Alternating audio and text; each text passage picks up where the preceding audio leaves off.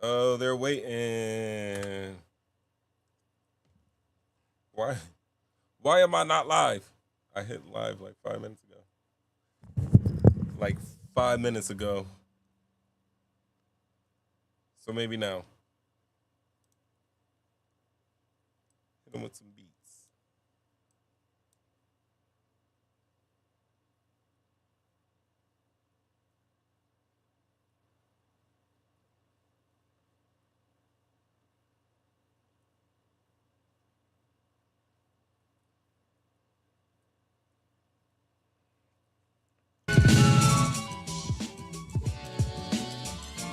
Yep. There it is.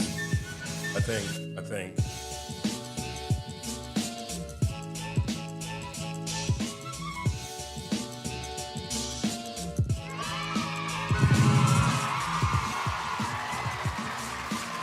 Yep.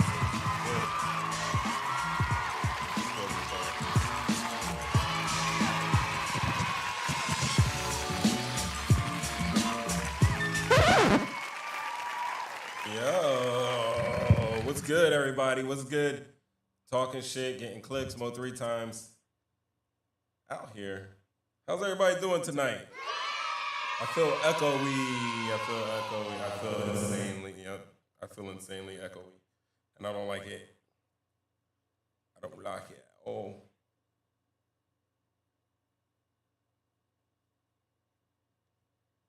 whatever. Something's. Yeah, yeah, that's crazy.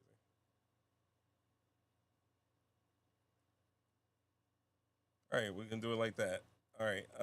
Talking shit, getting clicks. I am mo 3 times. Welcome to the party. I would be remiss if I was going to say it's been a crazy day. It's been a crazy week. It's been a crazy. It's been crazy.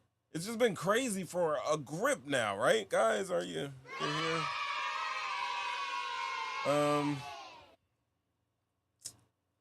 Yeah, yeah. I did not come on last week because it was the hottest day of the year, and I mean, this little air conditioning here was nothing to that heat, and it had not uh, cooled down by time 7:30. Even 7:30 rolled around, so I was like, oh, we can't do it. Health reasons. No small talk. I know what you guys want. Boot and busted. That is what we're doing tonight.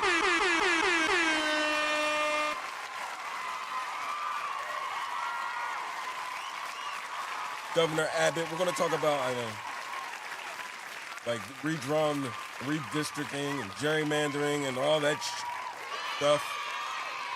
Ghislaine Maxwell is out here trying to make deals. Will she be pardoned? Will Donald Trump pardon her? You know, it seems like her surroundings have changed lately. I mean, I don't know why we're cheering. Why are we cheering? And then this last guy right here is Mike Flood, and that's the story we will be getting into right, right now, right now. Mike Flood. Let's talk about Mike Flood. All right, so check this out. Just a couple days ago, Representative Mike Flood of Nebraska. Let me get this right. This guy, yeah, he needs to learn how to read a room, if you will. But yeah, he faced a fiery crowd of about 700 to 750 people, and this was at the University of Nebraska's Kimball Recital Hall. That's Mike Flood. He's at this is the recital. This is the recital hall. It's called the Kimball Recital Hall, and this is in Lincoln, Nebraska. All right, so now the town hall was focused on explaining his support for Trump's new legislative package that has been dubbed the One Big Beautiful Bill or the Big Beautiful Bill, which extends 2017 tax cuts to the rich. That bill also increases border and defensive spending, and the bill also like it puts together like sweeping cuts to Medicaid, food aid like SNAP, and other social programs, right? So voters expressed anger at the bill's cuts to healthcare and social services. Now, it's projected that $3.4 trillion in debt burden, and there's also a perceived favoritism towards wealthy Americans, right? So now, there was a crowd reaction. Yeah, there was a crowd reaction. And let me tell you what, the mood was tense from the start. They were heckling this guy. They were booing him. We're talking about his own district's town hall, and there was chants like liar, vote him out, tax the rich, even free Palestine.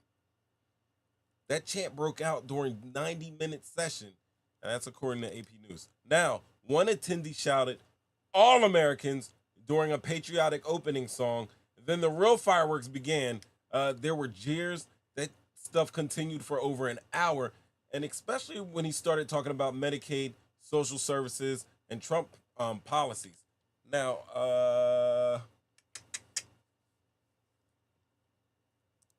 let me show you.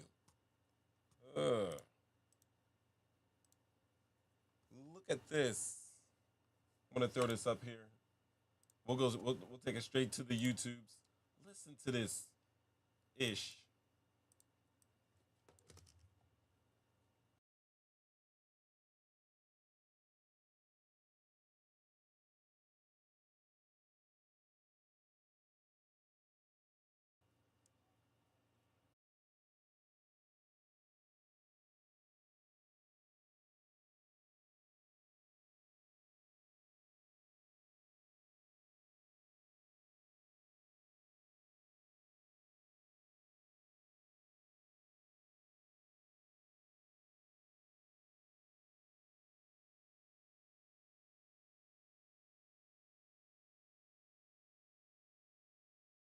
I don't even see this thing going through here.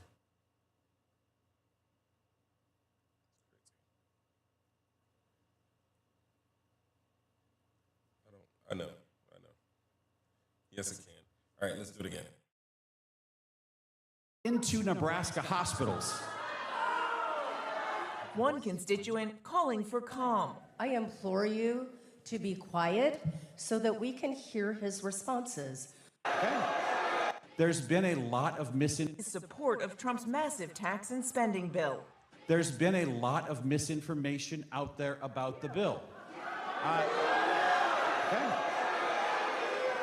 Flood attempting to walk the audience through the health care provisions in the bill, but the crowd interrupting and jeering him. I can tell you, we're going to see an influx of money into Nebraska hospitals. One constituent calling for calm. I implore you to be quiet so that we can hear his responses. Remember, Mike's coming up for a re-election, and we'd really like to know what his responses are. The bill, the cornerstone of Trump's agenda, is projected to cause more than 10 million Americans to lose their health care coverage over the next decade due to its cuts to Medicaid. If you choose not to work, you do not get free health care. You do not get free health care. A new analysis by the nonpartisan Congressional Budget Office now estimates the legislation will add more than $4 trillion to the national debt over the next decade, up from the previous estimate of $3.4 trillion. The increase due in part to the roughly $4 trillion in tax cuts, mostly for the wealthiest Americans included in the final bill. But it wasn't just the legislation sparking outrage. One man pointing to the January 6th attack on the Capitol and Trump's pardons of more than 1,500 people involved. You said in Seward that you were not a fascist. Your complicity says otherwise. Have you ever spoken out against this administration? Sir, I want to be very clear with you. Give me a chance to answer his question, and I'd be happy to. Fascists don't hold town halls with open question and answer series.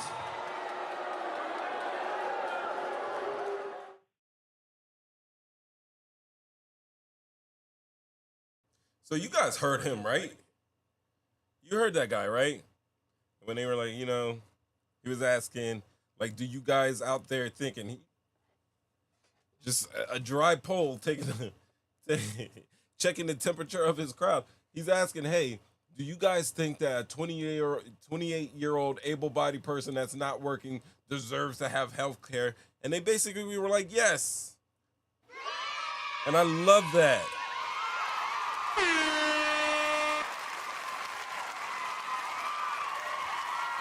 It really isn't.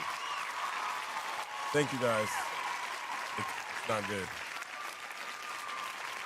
It's not good in here. Right?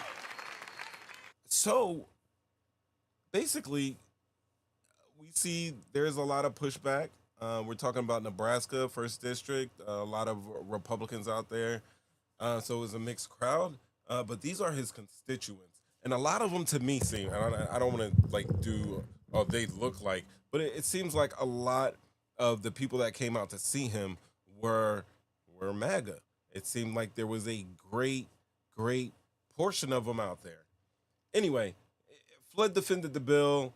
He said that they needed the long-term sustainability. He cited that there's concerns over fraud, waste, and government overspending. Like, I don't know what, damn near almost $1 billion to retrofit and update a gift jet for the president overseas. I don't know. Did you guys see that? Did you guys see that Jerome Powell and Donald Trump, they're having like a little presser with the hard hats on? And Jerome Powell corrected Donald Trump, and he was like, no, it's all on this paper. And then he looked at the paper. Hey, he had to pull out the glasses. We should probably check that video out. It's not lined up but we can do that. Anyway, yeah.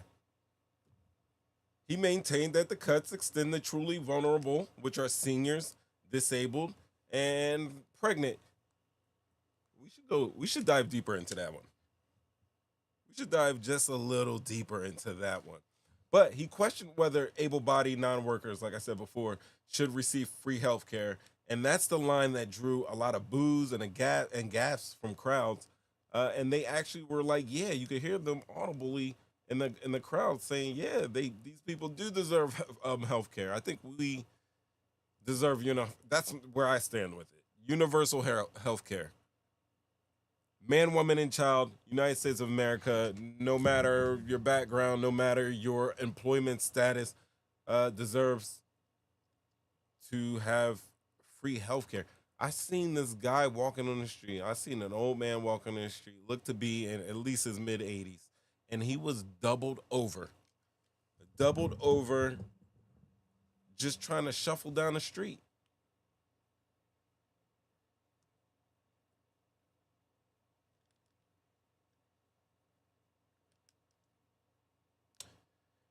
So also at this town meeting, there were some questions addressed to him about the firing of the Bureau of Labor Statistics chief that we'll talk about. And also the release of Jeffrey Epstein case files, which I told you so. Let them know, kids. I be telling y'all. I tell y'all this all the time. Oh! I tell you. I was saying this before. Like, usually when we have like these little news blurps, whatever is going on in the media, there's something every day. There's something weekly. And when we talk about the news cycle, it's how much something stays prevalent in the news.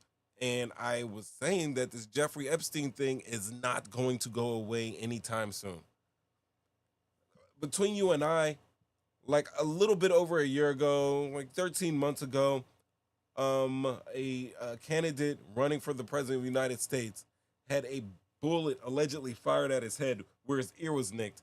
There's no proof that actually like hit him in his ear or anything, because there's no scratches or no marks like that. But it was claimed that there was an assassination attempt, not a photo op, but an assassination attempt in Butler, PA. And we talked about the assassination as a nation and on the major news channels and even on the internets. That thing lasted no longer than a week. And here we are, damn near a month later, over a month later, still talking about Jeffrey Epstein. We're almost a month since Donald Trump was like, "Are we still talking about Jeffrey Epstein?" It's been all damn near a month. We're going on a month, and we're still talking about it.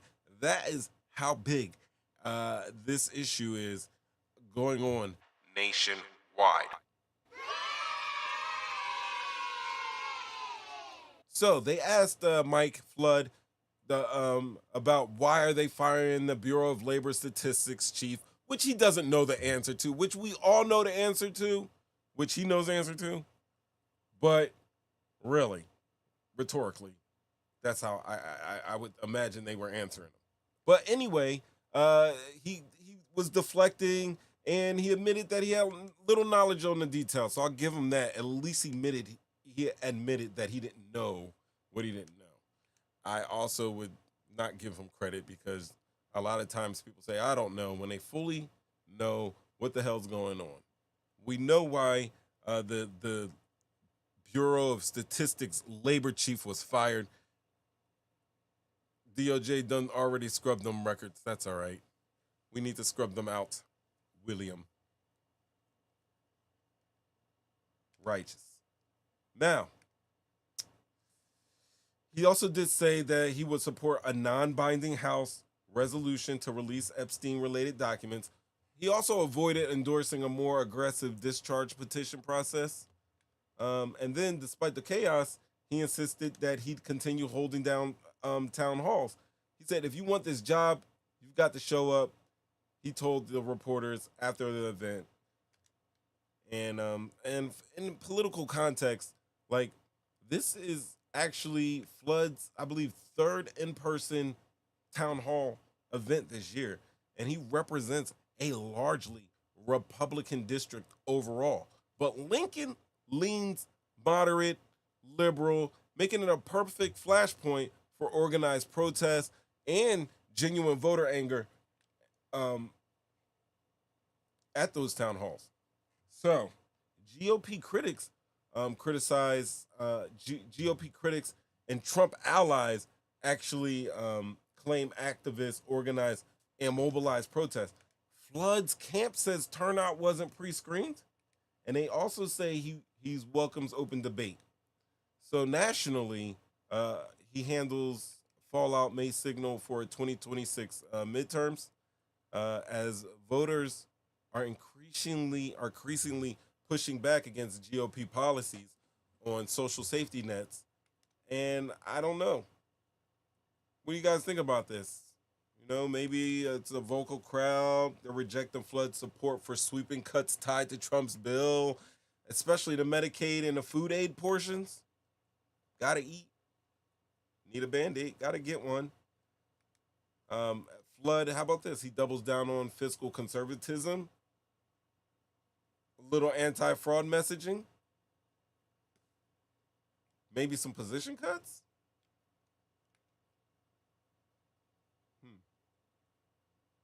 I don't know. Really, I took it as he's like a red state district representative, right? And he goes to his town hall and he gets ambushed in a moderate urban setting. I think this is going to be a potential preview of trouble for the GOP in competitive areas.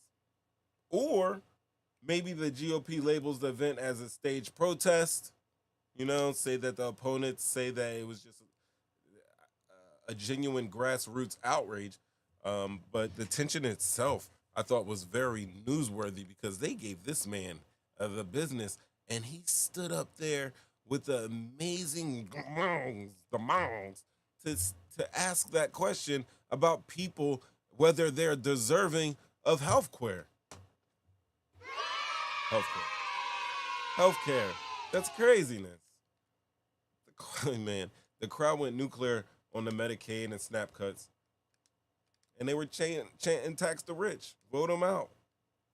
So he claims these Medicaid cuts protect Medicaid. But from the look of that room, most attendees were not buying it. Flood isn't going back down. All right, guys? Everybody out there, so if you disagree with him, know that you're going to have to continue to disagree with him because he's not backing down. But maybe this is a type of event that the GOP might want to avoid in the future.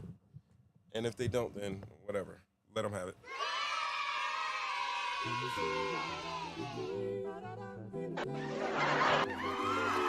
What am I doing here? Yeah.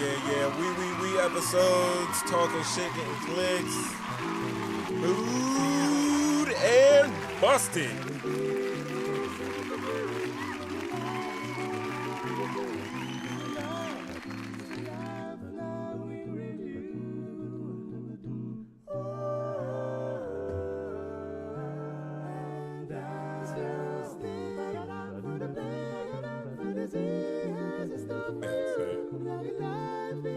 That man said he doesn't think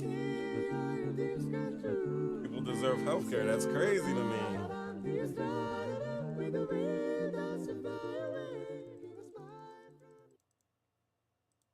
All right, let's get into it though. Like honestly, if we're gonna talk about this, let's talk about it. I want to talk about Ghislaine. Hey Will, if you're out there, I'm going to main story the gerrymandering in Texas because I think it's really, really important.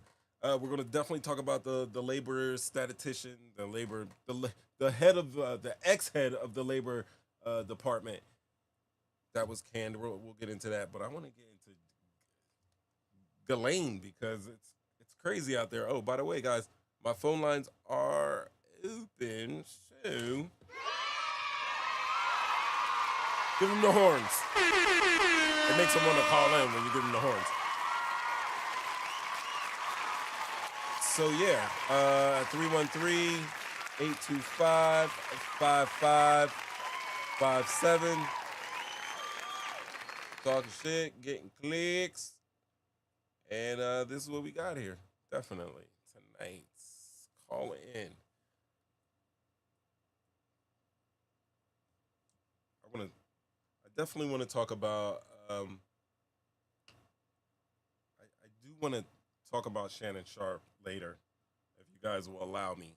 I know that we're all about the seriousness because there is a definite threat to democracy right now, and you know, I like to get some news out. But I have I don't know, I guess you guys like controversial stuff. I got a controversial take. Believe me, the internet thinks it's controversial. They gave me so much.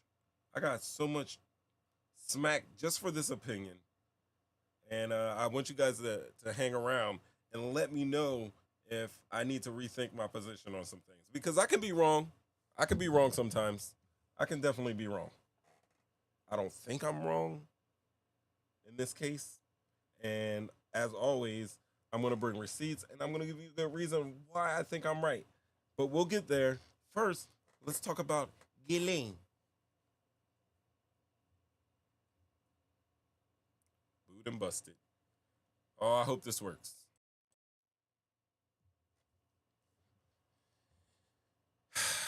Get me out of here. Take me out of here. Please. Thank you. All right.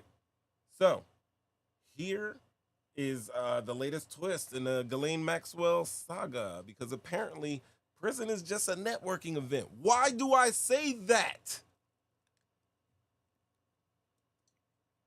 Why? As I sip my waters.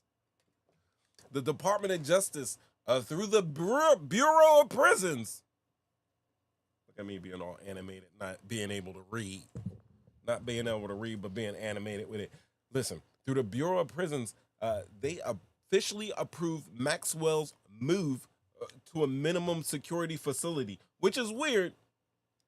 Yeah, this Department of Justice, which is weird because this is FCI Tallahassee, where Ghislaine Maxwell was housed, and that was already low security. I know. Gates, barbed wire, and all the such, but still, it's listed as a minimum security prison. And this is her complaining because she was in like Brooklyn, MDC. You know, and she was complaining about that. So they got her out here in this FCI Tallahassee. Look at those cars. Look at those cars right there, guys. You could tell this picture is recent. Oh my God, one of my assistants is getting fired. All right, so they moved her to a federal prison camp in Bryan, Texas. Look at this. Look at that.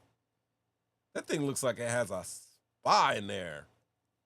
Like a chef's kitchen up in there. Butcher blocks and the likes. Like you could do some yoga up in that thing. That's right. They moved her over here. So she went from FCI Tallahassee in Florida to a federal prison camp in Bryan, Texas. And that's about a week after she had a little sit down with Deputy Attorney General Todd Blanche, if you're nasty. Now, raise your eyebrow, your glass, or your conspiracy board accordingly. What makes this so rare? Now, Bryan FPC is what's known as Club Fed. Literally, Club Fed. Think dorm-style housing, minimum fencing, plenty of recreation, and vocational training. I think I was watching like CBN, NBC, one of those news the other morning. And it is so low security that paparazzi was actually filming Ghislaine while she was out in the yard. Getting her swell on. Her swole on, homie. 20 box of smokes, Buddha. Anyway, plenty of recreation, vocational training. It's the kind of place you send nonviolent offenders. You know, the folks who get caught cooking the books, not the ones that are caught procuring children and abusing them for and along with billionaires. Let the children say. But here's the kicker. See, normally federal policy usually bans sex offenders with long sentences from these cushy type of privileges. Maxwell got a waiver, and those don't get handed out like flyers. Believe that. This is almost unheard of. So we have to ask, why? Why?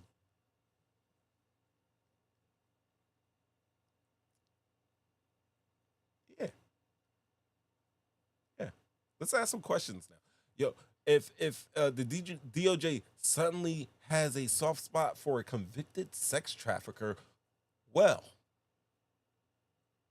we'd like to know because Maxwell had 2 whole ass days of closed door interviews with AG Blanche. You remember, I showed you his face. Let's go back. There he is. 2 whole days with that man, with that face. By the way, he's the Deputy Attorney General, and he could have been the Attorney General. And I'm going to tell you why. Pop me back up. I'm going to tell you why he could have been he could have been the Attorney General, and Pam Bondi could have been the Deputy Attorney General. But Todd Blanche did something that's just, it's insane. I mean, he was Donald Trump's personal lawyer when he got caught up with those charges in New York. You know, the 34 felony charges that he was convicted of? Yeah. That's why he's Deputy Attorney General and not the whole ass AG. Let me hear the children sing. Right? Children, what do you think if Deputy Attorney General Todd Blanche would be just regular Attorney General? How would that make you feel? Yeah, you're right. Me too. That's how it makes me feel. Ew. All right, so,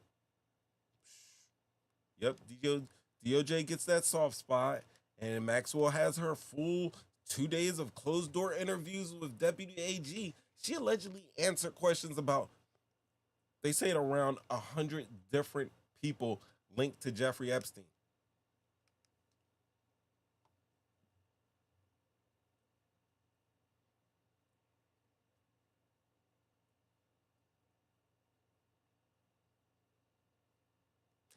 Now, while the DOJ hasn't confirmed it, her cooperation is widely believed to be part of a bigger investigation. What did Trump say?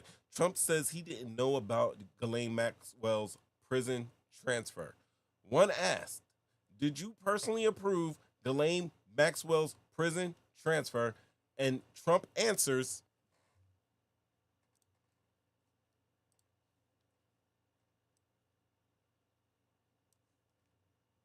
you know I'm not bullshitting.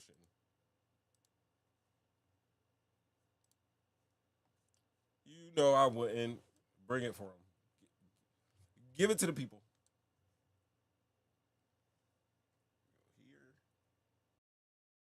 Thank you.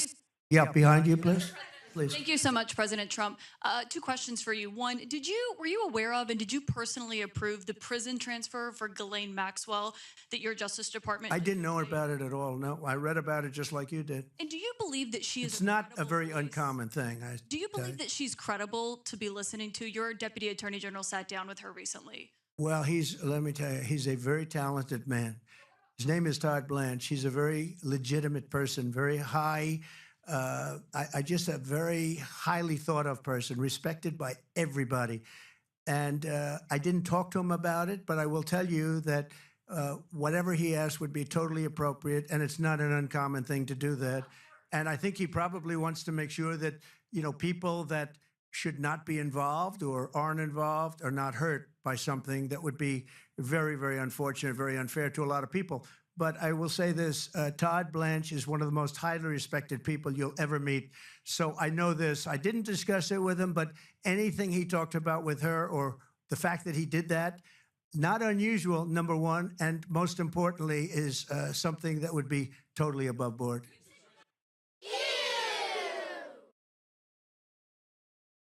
Ew, you're right. Ew. Yuck.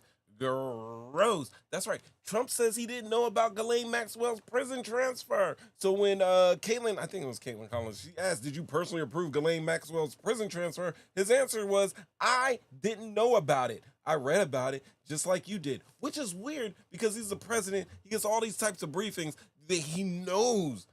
I don't know. I think they took the poll. It was like 68% of the country wanted to get to the bottom of this Epstein matter, me be one of them. And he said, I didn't know about it. I read about it just like you. Trash. It seems to me, I'm stepping off into a little side right now, but I'm gonna need some water for it. But it seems to me that that man has a habit of not knowing shit. I'm sorry, kids. I'm sorry for the language. The language was, it was,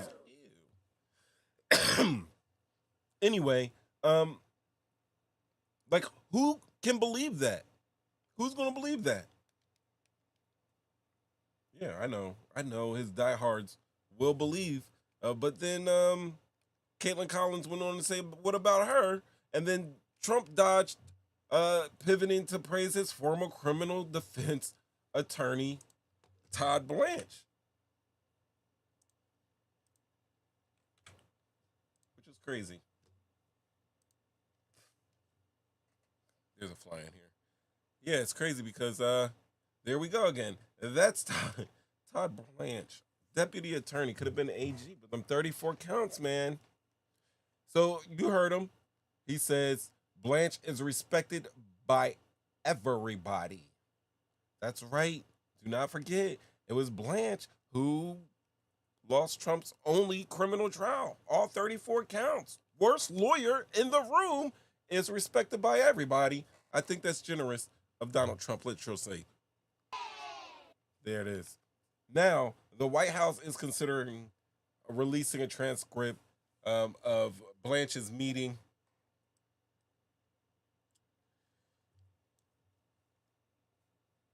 with Maxwell. But you should not expect it to show everything.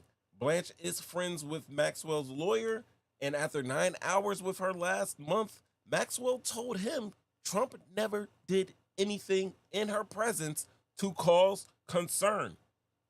Mission accomplished then. And then soon after this, she's moved from a high security Florida prison that's for sex offenders to one of the easiest federal women's facilities in America that's housed in Texas to be closer to her family that required rule changes under Trump's Justice Department. You hear me? Special rules.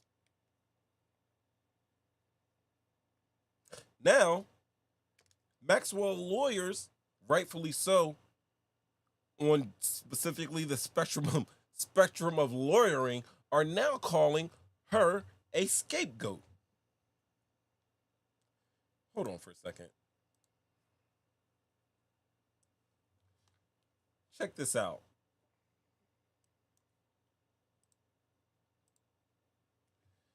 Check it out. In the Jeffrey Epstein case, MSNBC has just confirmed that the Justice Department is considering releasing the audio and or the transcript of Deputy Attorney General Todd Blanche's interview with Ghislaine Maxwell.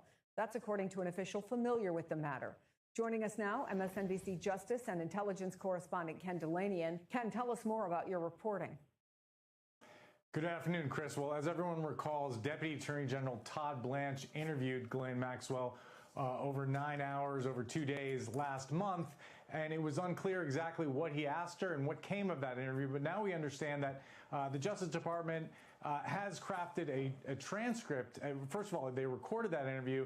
They're making a transcript of that interview, and they are now considering releasing it to the public with redactions of names and other sensitive information. And this, of course, is coming as the House Oversight Committee is subpoenaing information from the Justice Department about the Epstein case. And it appears there's a debate within the administration about how far they need to go here in releasing information. On the one hand, the controversy, arguably, over this, the heat on Attorney General Pam Bondi Trump may be breaking his dying down a bit.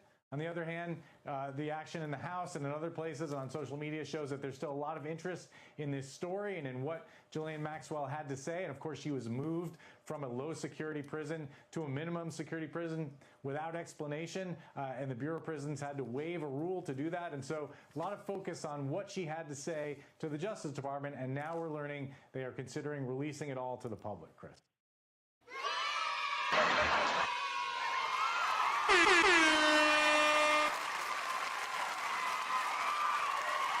Now, there are reports that they're going to have this high-level...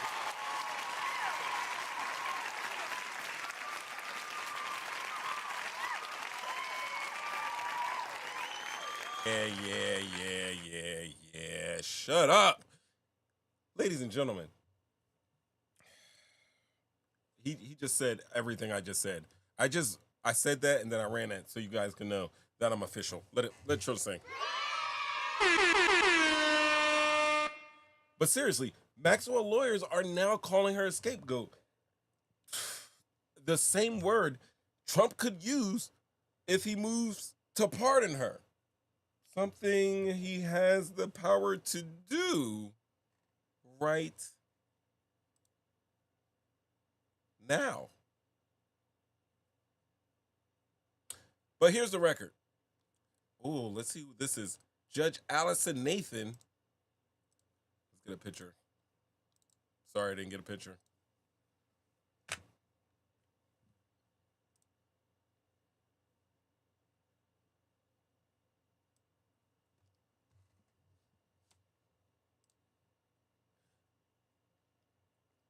That's Judge Allison Nathan, made it crystal clear that Maxwell was being punished for her own crimes. All right? Years of recruiting and abusing, why I say abusing, years of recruiting and abusing girls as young as 14 by and with Jeffrey Epstein. Prosecutors said it started with her recruiting the very first victim. They called her a predator who molested children with Epstein. Neither she nor her lawyers even denied it. She got a chance to go up, and she didn't get to, her lawyers and say, yo, no, she's not a predator. She didn't molest children. They never denied it. Now, today, Trump also repeated his favorite line, and it's becoming one of his favorites. Let's talk about it real quick. Give him some vidya. He says caused his close friendship with Jeffrey Epstein to crumble. For years, I wouldn't talk to Jeffrey Epstein. I wouldn't talk because he did something that was inappropriate. He hired help. And I said, don't ever do that again. He stole people that worked for me. I said, don't ever do that again. He did it again. And I threw him out of the place, persona non grata. I threw him out, and that was it. I'm glad I did, if you want to know the truth. All right, so yeah, he threw him out, persona non grata, and that's awesome. That is awesome that he would do that. Persona non grata. But the thing is, the Daily Beast reports that Epstein stayed a member for more than a year after his indictment in 2006. There's got to be a button that I can push on here that can be like, I don't know. It's not true. Yeah, exactly. Or Hated it. Or it got worse. Yeah. But I feel like it's about to get worse. Oh! It got worse. The American dream is dead. Stop the cap.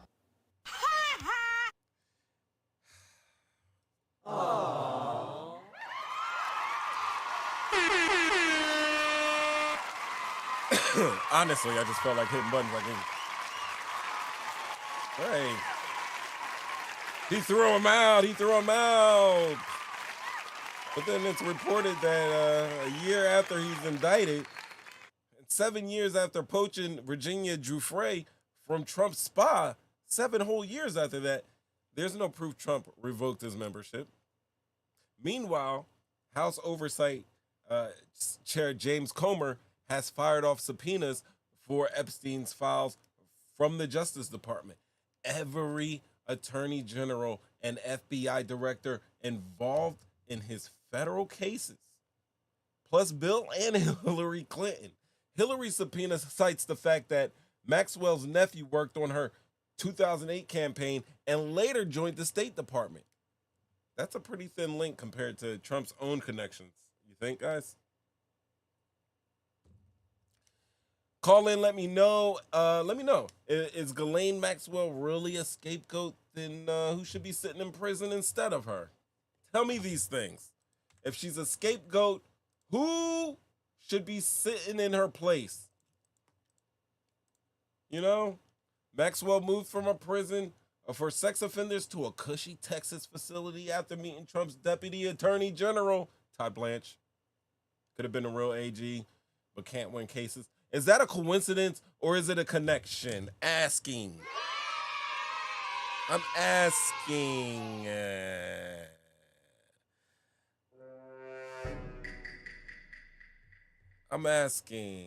I'm asking. Oh.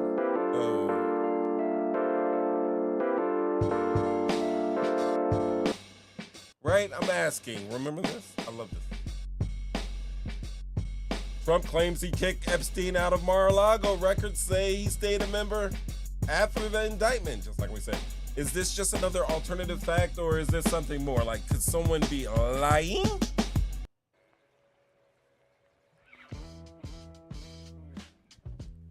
Could they? Could someone be lying?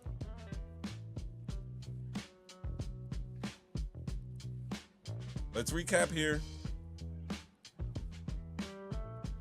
Own trial proves she did them kids dirty, and she never denies it. She never denied it. Why do you think her lawyers are pushing the scapegoat label now?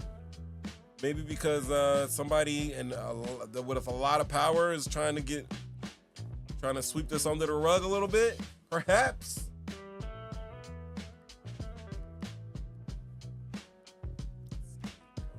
Oh, yeah. Hold on, no.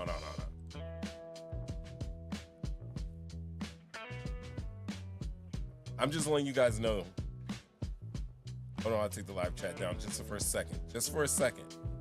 Just so we can see what's going on here. Right? How you going to subpoena the Clintons and not Trump?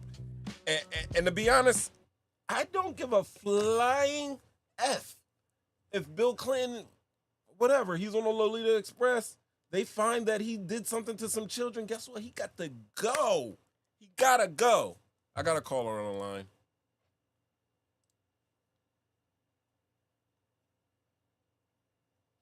Talking shit, getting clicks there, guy. Sorry, didn't see you because I don't have an assistant. My assistant's not here. Hello? Oh, it's one of those. Oh, my bad. I got you. Got me? You're Hey, in a few things I wanted to say. One, I was kind of hearkening back to your free healthcare pharmaceutical talk. I was listening on NPR today. They said the U.S. is the number one, like, I don't know, purchaser of, worldwide pharmaceuticals. And we purchase more than the next 3 or 4 countries combined, maybe 5. So, those companies making them greenbacks, almost make it impossible. Then lobbyists, as you know, but Yeah, I know. Like they, we're still begging. There's people out there still begging to go down into coal mines because obviously there's something sick and depraved going on in this country with just how it is here. I would go on to say, I was going to ask you, why do you think we purchase all of those? Like, it seems like our pharmaceutical purchase is on par with our defense spending. I mean, maybe not the actual amount, but like to that type of level. Maybe not as much as defense spending. I think we spend maybe 20 times more than guy in the second position. But you're saying we spend 4 more times the amount for pharmaceuticals than the next guy? yeah, I think like the next 5 countries combined, they don't even meet what we spend on pharmaceuticals coming into this country. Yeah. So kind of in that arena of defense spending, which is just, it's wild and it's flagrant. Maybe because it's our culture of work, of everything fast, running around, fast food, snacks, money, produce, get the most out of the least. Well, you think about last time you went out of the country, how you ate, eating on the economy, like the preservatives, the getting sick, one conspiracy theorists would say they want to keep the public sick, to keep them taking medicine, to keep feeding the big pharmaceuticals. You can get medicine here for $37. You go on the cruise ship and hit, the port of Cozumel, and it's $250. We marking it all up. Yeah. I remember watching the documentarian Michael Moore, chubby guy, he's always wearing ball cats. He did Sicko. You ever saw that one? I think I did see that. And then at the end, he takes the people, like the guy's paying a whole bunch of money because he was a 9/11 responder and he got a whole bunch of lung issues from breathing in all that toxic air down at Ground Zero. So it was him and some nurses, and they all got in a boat and went over to Cuba to get checked out. And basically, this guy got the medicine he was paying like $500 a month for. He got for like, I don't even know if he paid more than $5 for. So they were showing it. It's possible. I mean, there's some things.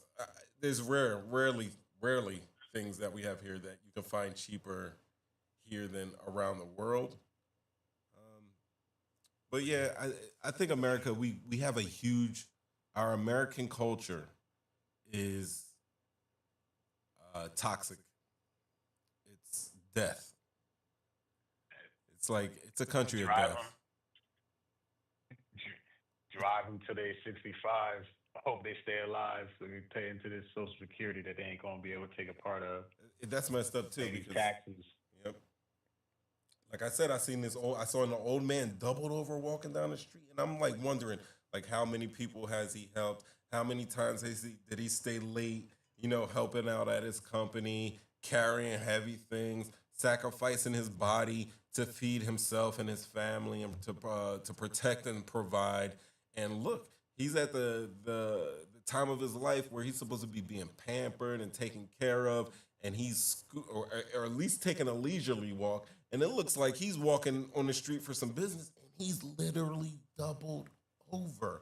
He is half the size of a normal man because, and I'm assuming this, he can't get proper health care. Like, nobody and he should gotta have to pay live the- like that. And he got to pay the mortgage on the $800,000 house he's trying to buy. Exactly. Oh, Now, man. I get, there's some people out there that say, hey, I don't want to retire. I need to have some purpose in my life. I need that. And that's cool. That's cool. But you should not be at Walmart greeting people or checking receipts because you're using that job to subsidize you not having to go without medicine so you can feed yourself or vice versa. And that there is crazy. I think what we find out in America is that this is the fate of the majority of people. That's how they end up. If you're lucky, you have some family to take care of you when you're older, a place to go, or something like that. But even when you get old, it's America that does what? They're gonna pump and dump you when you're in the old folks' home. They're gonna run up the rates for you to live in that home for your medicine, all that stuff, and they're gonna a la carte you to death with the services. And this is where you work and live basically to get screwed over. Everything's a scam. There are no fair deals for anybody that's in a position where they have to work to survive and live. I mean, if you're a millionaire, you're in that tax bracket. You just gotta. What did Charlemagne say? I mean, my tax is gonna be good. I'm in that tax bracket, but for everybody else, they hurting. They're gonna be hurting. That is a shame. Yeah, it's crazy the way how we live here like that. That is definitely our culture. When we went out the country was the best couple of days of my life. The best week of my life that I had in a while. No stress. That's crazy that you have to leave the country to experience that. Yeah. Obviously, I'm pretty sure there's some, there's beautiful places in the United States of America, but I mean, me and Love, we've toured a lot of states in the United States. Like, we've gone out west. We haven't really Midwested it yet, but we need to do that. We've gone all up and down the East Coast, and we've had fun, and it's been leisure time, but I could not relax until I was in another country. The first time I felt relaxed in years. No little aches and pains and like, you could tell. And it wasn't like, this didn't happen like, oh man, 2 days before I'm leaving, I'm feeling great finally. Like, it was within an hour or two. Yeah, that stress, you can feel it leaving your body. Yeah. Like, we were talking about earlier about this, and Will, like, I did slow down from watching the news. I got to catch up on some stuff, but I keep my ear to the ground on these things. And obviously I do this, so I'm always looking at just craziness, each and every day to report this to you guys. I'm sorry, I'm transferring all this negativity over this evening to you guys. So let's end it with, well, not end it. Hey, What's up? I did want to get this last point. Trump told the truth in his lie in that clip that you played. Okay. Explain. Part of what he says is, and it might not be verbatim, but he says, "Oh boy, his lawyer that got him off from the from his charges. So old boy is very good at talking to people, blah blah blah. But he also said that he's very good at making sure that people who aren't involved or don't need to be involved aren't unfairly they don't get in trouble. That's exactly, and you can go back and listen to a little bit, but he said he's very good at that. The people who aren't involved shouldn't get in trouble or something like that. You have to go back and listen to how he phrased it, but we all know who establishes good and bad. So, you can take that with a grain of salt if you wish.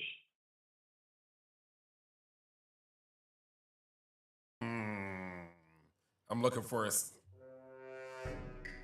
Yeah, there it is. That's the sound effect I'm looking for. I like it. All right, Will, I need you to do something. Hang out, and then I'm gonna get to the gerrymandering. I'm gonna need you to help pull this cart with me. All right? Yeah, sure. Talking shit, getting clicks, booed and busted. Booed and busted.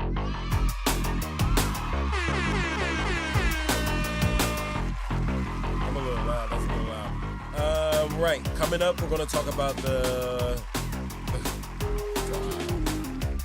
I can't believe it. We are definitely gonna talk about Erica McIntyre and how she was unceremoniously let go as the head of the Bureau of Labor Statistics. We already talked about blood. Oh, we might have a little time to talk about Shay. Hang out. I got Will on the line with me. We're gonna talk gerrymandering, and then we'll open up back the lines, and we can do this.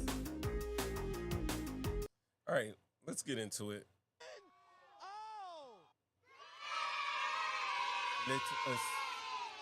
Let us get into it. I'm bringing the chat up. What's up, chat? All right, so while I put this together, anybody out there, y'all watch anything good? Anything good to watch? Thursday, we're on Friday. Right? Anybody watch anything good? Any good movies, shows, anything? Let me know in the chat. Let me know. In the chat. In the chat. Let me know. That's crazy. Oh, you know what? Well, while I got you here, I got another question. And this is just a regular question. This is for everybody out there. So if you're listening in, my question is, do you believe the public will ever get the full truth about Epstein, Maxwell, their connections to the rich and the powerful? Let me know why or why not. You could say no because the rich, blah, blah, blah, blah. Or you could say yeah because good always defeats evil. Let me know in the chat. All right, we got some movies coming in. We got 40 Acres. I know it's still in the movies, but I've seen it on Amazon as well because sometimes you can get that good. You can get them straight out the movies off of Amazon. Love is waiting for The Devil Wears Prada 2. Yeah, 40 Acres. Yeah, Devil Wears Prada. That's what's up. Keep them coming in. Yeah. See, Winifred Hatcher said 40 Acres. I like it. I think I will take your advice. I also can. I can wait for Devil Wears Prada. I'm gonna tell you why. I love the first movie. Very well done. Great movie. But man, maybe it's been too long. It's been too long. It's been too long. They need to do those sequels like do it maybe 2-3 years later. 5 years at the most. 5 years. But it's been what, like 15 years? When did The Devil Wears Prada come out? Anybody know? Anybody tell me when The Devil Wears Prada came out? Help me. Help me.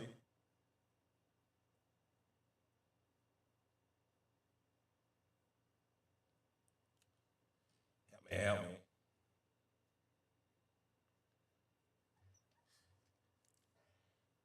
Let me know. Nope.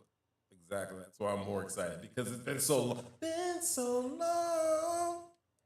You've been gone.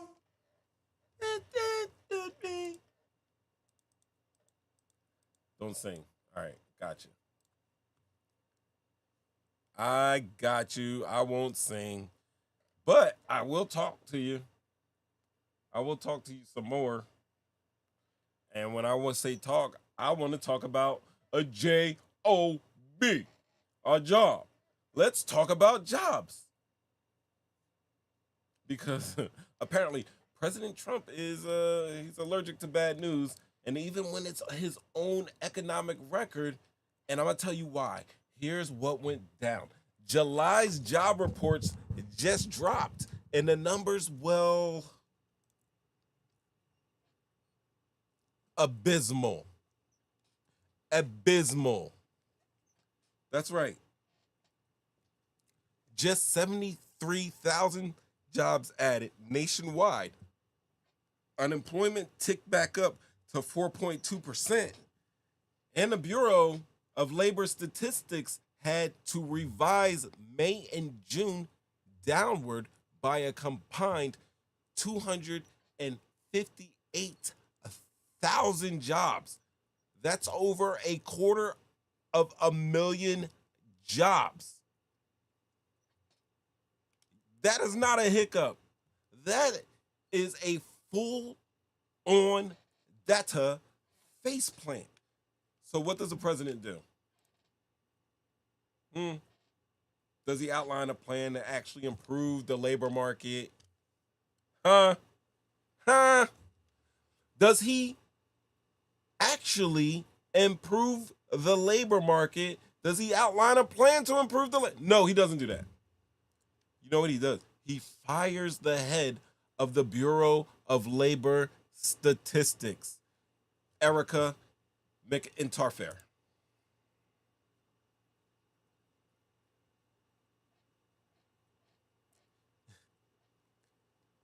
Yo, he accused her without evidence. Fired her and accused her without evidence. Fired her and accused her without evidence of cooking the books against him.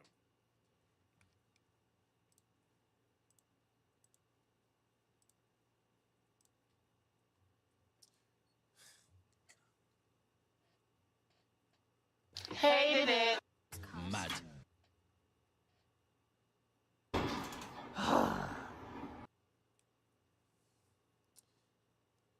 But here's the problem. I mean, that dramatic pause was crazy. That was like a dramatic halftime. Here's the problem, right? The BLS is a career-staffed, nonpartisan agency.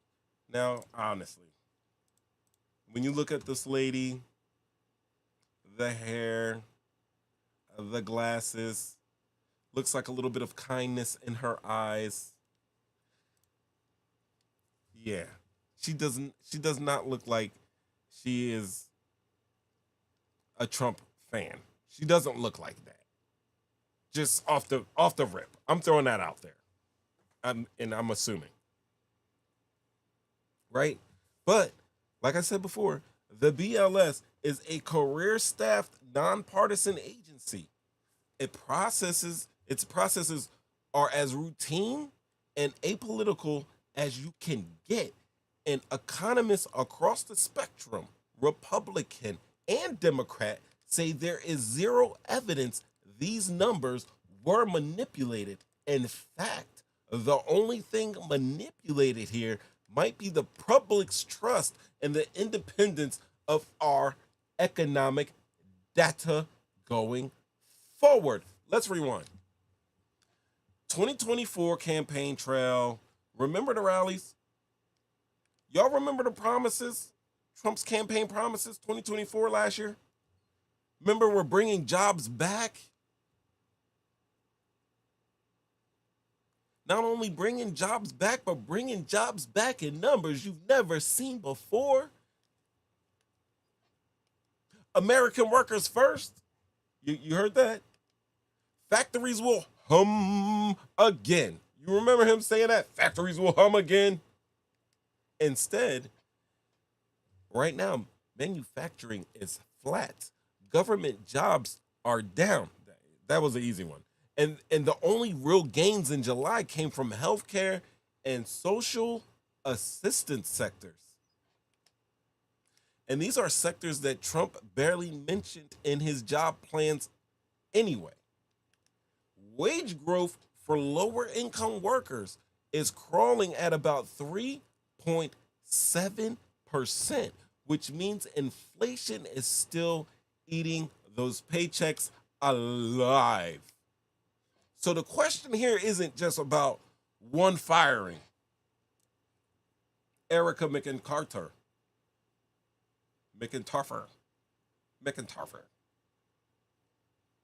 It's not about the firing of Erica McIntyre. It's about credibility. Yo, if the president can't handle the scoreboard when it's not in his favor, how can the voters trust the next set of numbers he brags about or the numbers that he hides? Perhaps the bigger question is, if Trump can't deliver on the central promise of his 2024 campaign, jobs, what's the economic vision for the next 3 years? Are we just going to keep swapping out referees until the scoreboard says what he wants?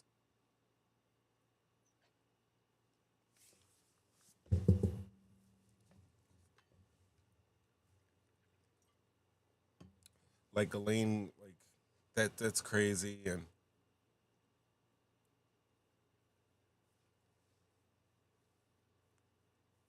And Mike Flood saying that his American citizens don't deserve health care. But damn, bro.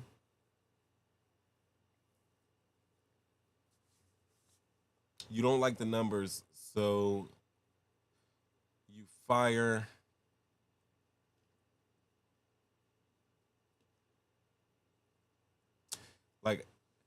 I would say this to Donald Trump, in all seriousness, I would say this. I would say the country doesn't need a padded stat sheet. No padded stat sheets. It needs a paycheck, right? It needs a paycheck that can keep up with the bills. And right now, the numbers, whether you like them or not, say you're falling short.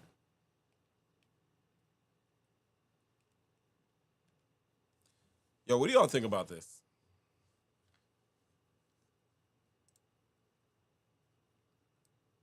Zero evidence. 250,000 jobs.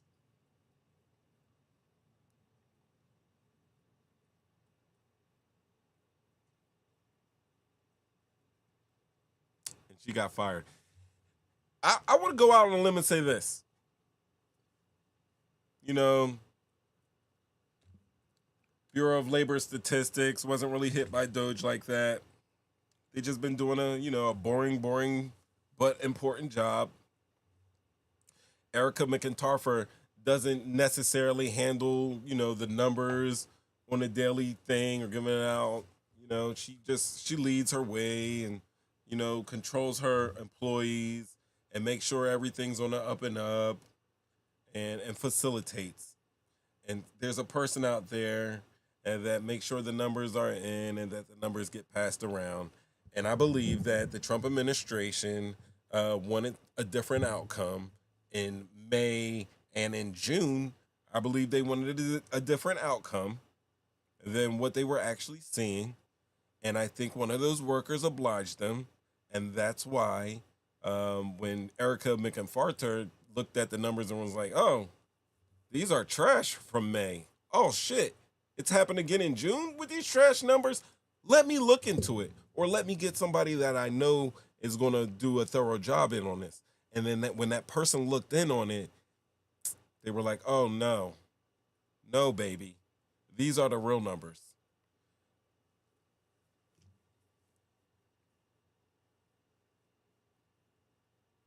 Like, we did not have to go through all of this. Or we didn't have to go through it. Like a lot of us did not have, a lot of us are living through this and we do not deserve this. We don't deserve it because people were hateful and stupid with no patience.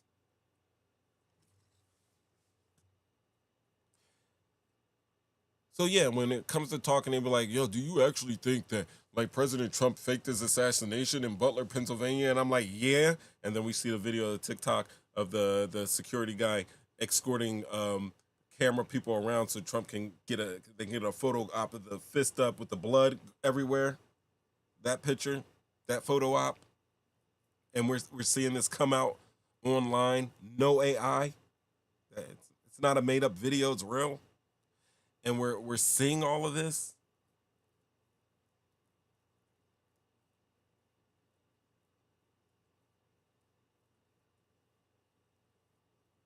It's kind of crazy, man.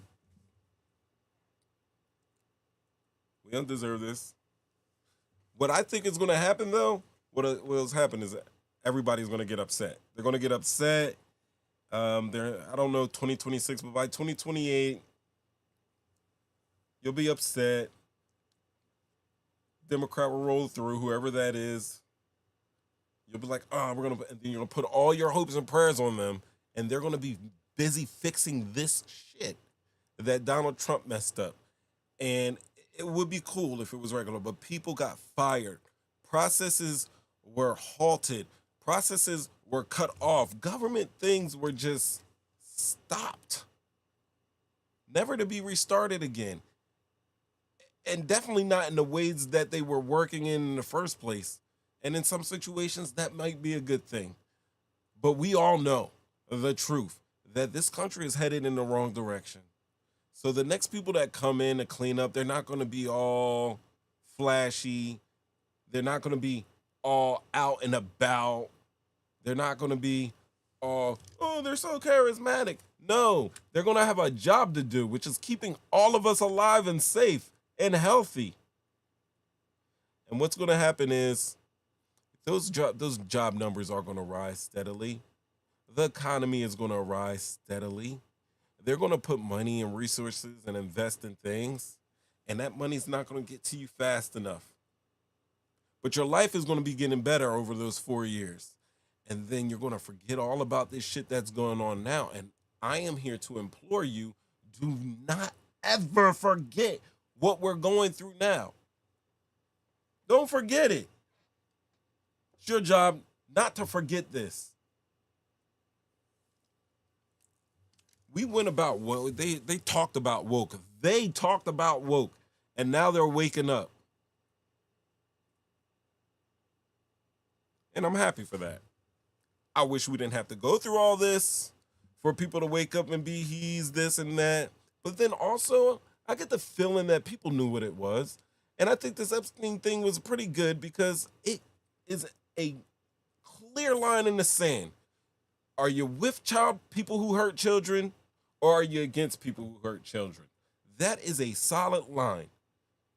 That's more solid than taxes for the rich or grown people, grown adults, grown able-bodied adults, no free health care, no free rides here.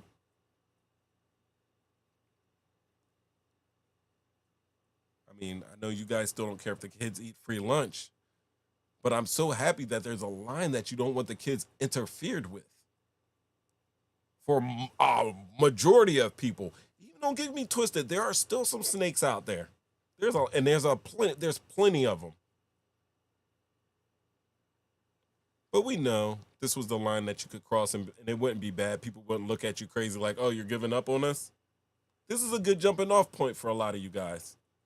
And we can tell because the Mike Flood hometown meeting that I discussed earlier. A lot of those guys, it was basically a neutral ground for a town hall. But a lot of those people there were his supporters. And a lot of those, MAGA supporters of the Republican Party, and a lot of them were being vocal against what's going on today. And that makes me happy. We're still going to have to look into how this happened and why it happened and how we can prevent it from happening again. But we're going through this bad time. I predict that it's going to get worse. Then I predict it's going to get better. Ups and downs, kind of like a roller coaster. And not everybody has the time and the resources to be stuck in this bullshit. That's just a little piece right there. I'm sorry for ranting. Sorry for ranting. I'm not sorry.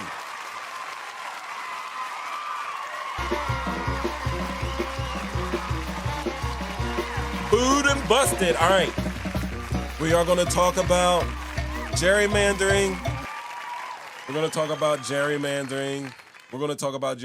I've saved the gerrymandering for the end, for like the main topic of discussion, because if you've been looking at the shows, I didn't have a show last week, hot days, but the show before that, damn near a month, 2 months, when Will calls in, he sneaks it in about they've been gerrymandering. And I've been wanting to get to it, and this is one of those weeks where I simply cannot ignore it or, save it for another day.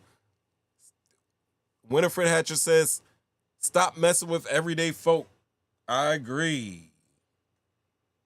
Sorry, I got to check these chats. Yup, 3 dolls versus 30. Don't mess with our Christmas. Christmas. Remember, there's a war on Christmas. There's a war on Christmas. And we see who's... And he cheats at golf, too. Yeah, he does. Oh, man. Do we have to show the video?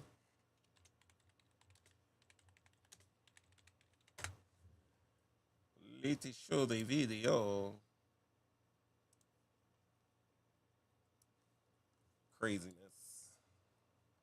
Trump says he loves golf, but does he play it fair? A viral video from Scotland is now raising that question all over again. Over the weekend, US President Donald Trump was in Scotland. He was at his Trump Turnberry golf course, where he played a full 18-hole round. He wasn't alone.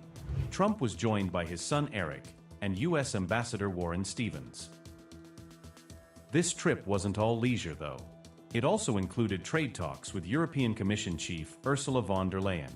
But it's what happened on the course that's grabbing attention now. A now viral clip from Saturday shows Trump approaching a bunker at Turnberry in his golf cart. But it's what happened next that raised eyebrows. Behind him, a man in a red vest, reportedly his caddy, can be seen tossing a golf ball into the light rough, just near the bunker. The ball lands in a more favorable spot, not in the sand trap, but on the grass.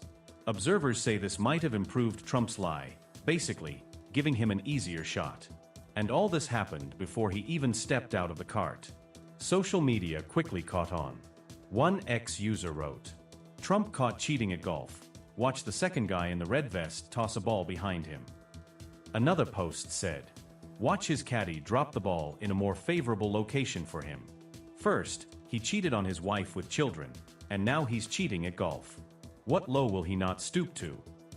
And someone else joked, "Trump working hard to bring down grocery prices."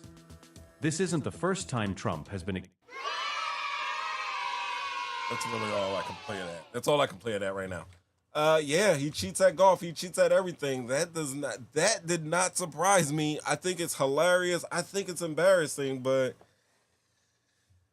yeah, that's what it is. You know what I find extremely more embarrassing? On that trip, I believe he was opening up golf courses.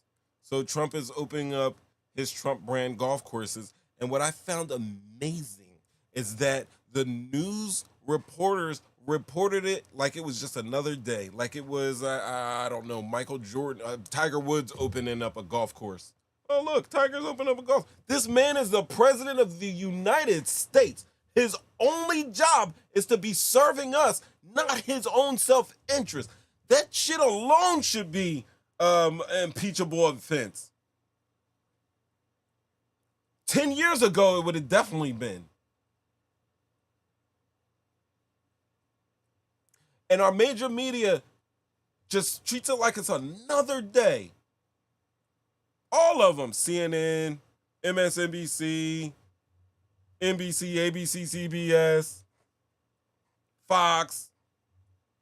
Just a regular day.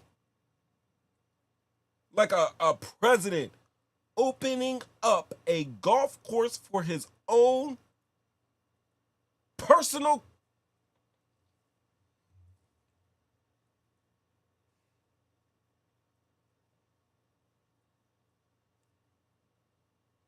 They were like, oh yeah, Donald Trump's over in Scotland. While he's over there, he's also have a golf course over here, blah, blah, blah, blah, blah, for Trump, blah, blah, blah. And not one of them said that you're not supposed to do that.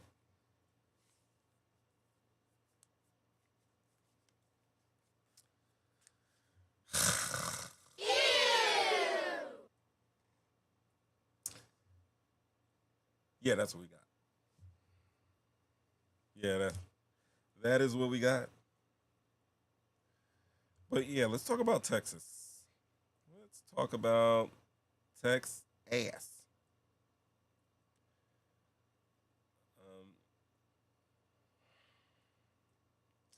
Labor, we did labor.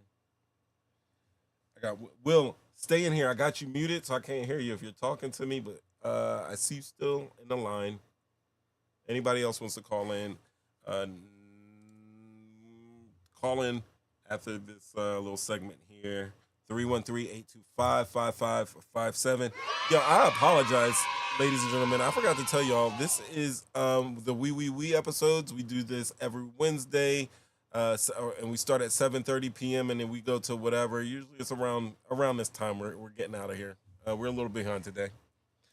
But it's on YouTube's, and it's on the Talking Shit, Getting Clicks YouTube channel. Tonight's show, this is, and I am your host, Mo 3 times. Guys, if anything that you have heard that is something that you agree with, something that has made you feel a certain way, something that you didn't know that you've now been informed of, if I showed you any footage that's been going around the internet that you haven't seen, if you got anything out of this, please do me a little favor and run me a quick like, a quick share, a quick subscribe if you haven't subscribed. I'm not going to beat you down with stuff. I'm not big on posting. But because of that, you know, the algorithm be swallowing me whole. Swallowed by the algorithm. Oh, and I also apologize because I did not get to say. Many people know them as the JumpOut boys in their city.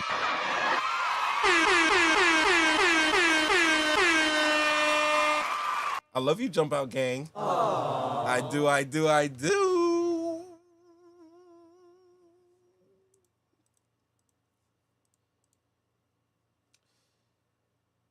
You know, I do.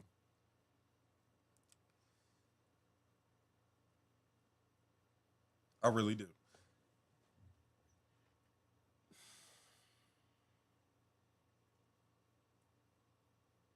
I had like a monitor or something. I'm probably looking dead at it. So let's go. It's my live. Let's listen. Those are the monitors. Got a little logo monitor. It would be this one. I reverted. Let's try it though. Let's try this. All right. I hail from South Jersey, which is close to Philly. I'm on a Reddit page with New Jersey. It's a New Jersey Reddit page, and there's like a slightly like a civil war going on in Jersey between the North and the South. Nothing to really do with the guys in the Central, since most of us don't believe there is a Central New Jersey, even though people living in Trenton would say that they're in Central New Jersey. So North Jersey always gets accused of being kind of New Yorkish because they're around the New York area. South Jersey kind of gets all their Philly-ish because they're around the Philly area. I am about 15 to 20 minutes from the bridge, honestly. So, you know, I'm not a stranger to Philadelphia. Plus, I love the Birds. Go Birds. Go Eagles. Let's get another one. Football's starting. Preseason. Love. She told me that.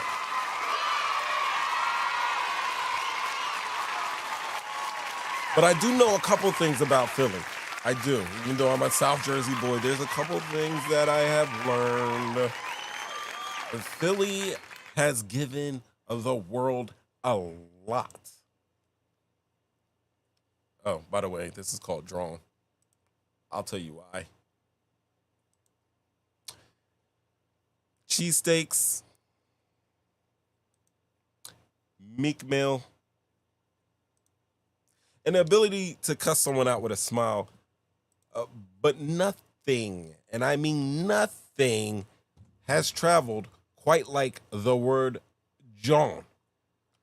See, John is like it's a Swiss Army knife of Philly slang. It can mean a person, a place, a thing, an idea. Basically anything except a Republican with a conscience.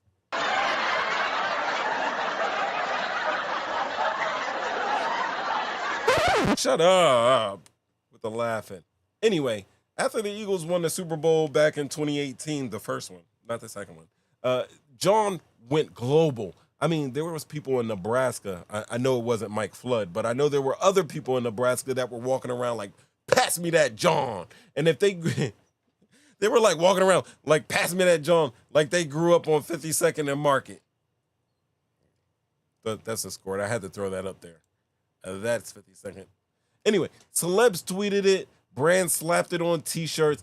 Philly finally had a word in its cultural dictionary that wasn't yo. But Philly has another gem. Kind of like John, but it's not. Drawn.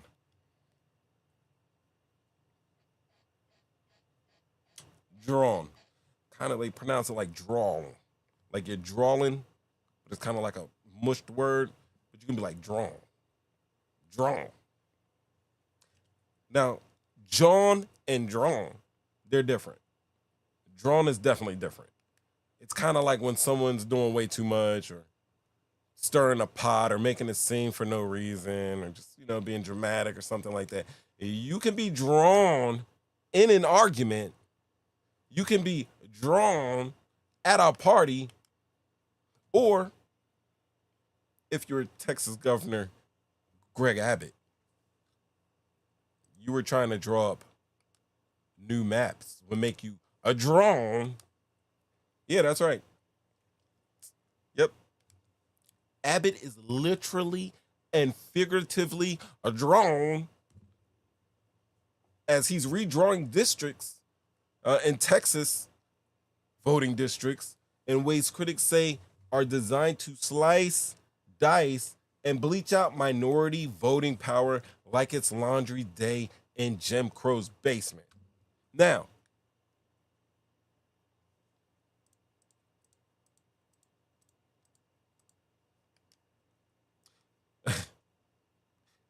these are the congressional districts,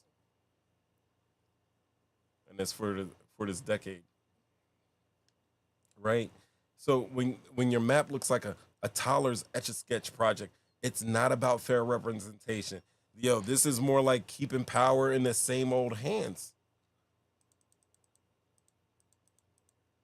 Now, back in mid-2025, like a couple weeks ago, Abbott and GOP legislators unveiled a mid-decade redraw backed by Trump. You know, the same guy that likes to use Sharpies to redraw hurricanes. And the reason of this drawing was to net up to 5 more GOP House seats by 2026. See, Donald Trump knows that his economic plan is most likely going to fail, but he needs some time to keep some power in to do more shit as he's about to get out of office. The more longer he's in office, but the closer he gets to being out of office for the second time, he's going to be more and more dangerous. This is just my assumptions here talking. Don't let me cause fear in you or in your heart. But they want 5 more GOP House seats before 2026. If I mess this up, I'm cool because I got Will on the phone. I hear you, brother. I know you're still there. All right. So, over 50 Texas House Democrats fled the state. 5 more GOP. They fled the state. These are some Texas Democrats. They fled the state. They went to Illinois, California, New Mexico, and they're denying a quorum and stalling the vote. Quorum is like they need some people in there to vote, and if people aren't there to vote, then they can't vote. Kind of called a quorum. Anyway, the GOP came back with civil arrest warrants, 500-a-day fines, and threats of expulsion.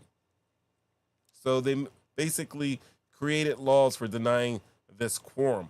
But nobody ever talks about, like in 2003, when Democrats walked out over Tom DeLay's mid-decade redraw because he tried to do the same thing in 2003. I always ask, has this happened before when I'm researching things? Yes, it has happened before. Not too long ago, actually, in the grand scheme of things. Now, the Supreme Court upheld most of it, striking down just one district.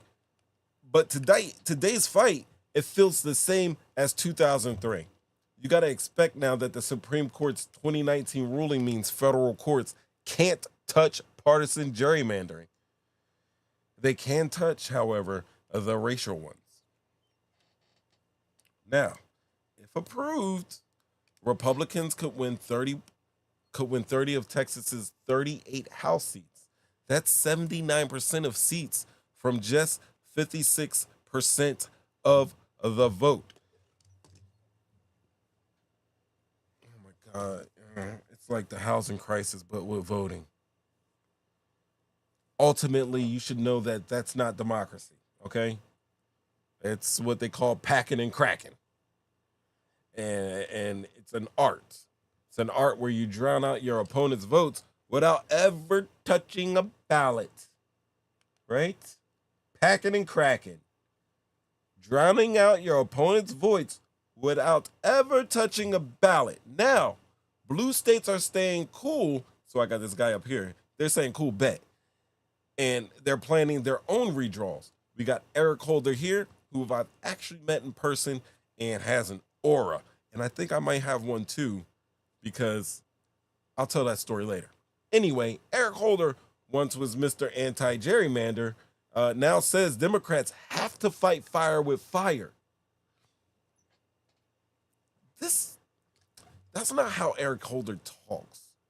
That kind of, when I heard that and I saw that quote, I kind of got a little goosebumpish.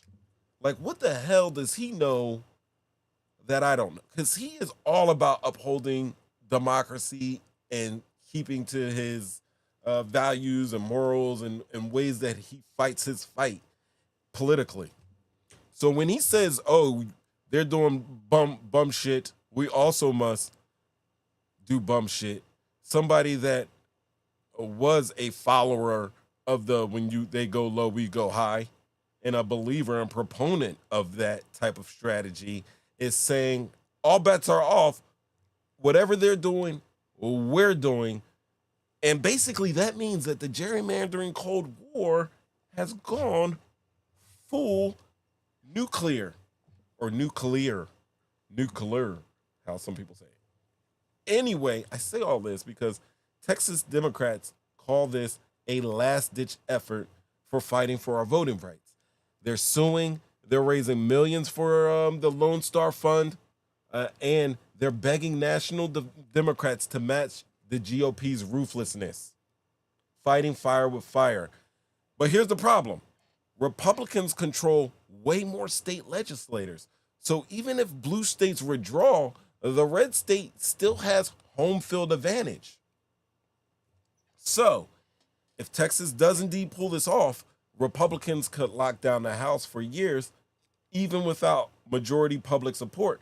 And once one state gets away with it, others can and will copy. See, this isn't just Texas politics. It's a blueprint for making every election a pre-rigged chessboard. Some of you guys may not know this. One of my buddies told me this about the Black Panther, because I like comics, but I'm not really into comics, but I'm into comics. You know what I mean? I'm cool with it. I'm al dente. Anyway, he was like, yo, like the Black Panther is cool, right? I was like, yeah, he's pretty cool. He's like, but did you know in the comic books what he did? He had what they call, like, I don't know what he called it. There's an actual term for it. It's a military term. I should know this. But he called it, let's call it pre-warning. Basically, he already knows he's playing chess. He already knows there's going to be a battle taking place, and it's going to take place in this location. So not only does he have his cool Black Panther powers, punch with the suit, hit the thing, and the blood of the Black Panther will be stripped away. He has all the Black Panther powers, but he also has this knowledge of setting up a battlefield even before the battle takes place. So he already knows all these MFs are coming to Wakanda, and they probably should have showed it in the movie. That, hey, I'm going to set some traps here, set some bombs here. They're going to march in through here. He was already strategizing like Hannibal from the A-Team. I love it when a plan comes together type of ish, right? And that's exactly what Texas is doing. The Republicans are doing. They're pre-warring. Without a ballot, they are already setting the stage for the fight.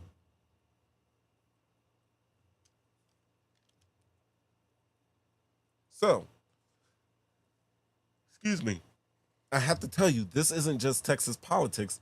This is going to be the blueprint for making every election a pre-rigged, pre-war, rigged chessboard. So yes, Abbott might be drawn now. But if this map passes, the whole country is about to get dragged into a redistricting street fight. And just like Philly, when something's drawn, it's never a good thing.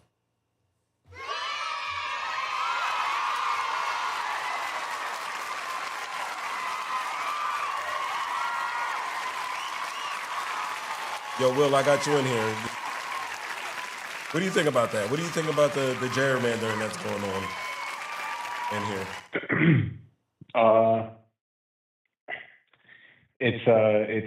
It's really chess. I mean, really, when you think about it, I don't know if we talked about it, months ago when all this was coming out. These parties are pre-planning, like you said. They're pre-planning for what's going to happen. One thing that the gerrymandering, or this potential gerrymandering, really could do is, and we talked a little earlier, those Republican seats that are gonna be up for re-election in that midterm, where those races were within 10 points or within 10 points, now you don't run the risk of losing that seat in the next election. Even taking away those Democratic votes. But the precedent for this, how we even got to this point, when the lines were redrawn in 2020, the DOJ basically sued Texas and said that the lines that you drew were, racially, illegal. So they sued.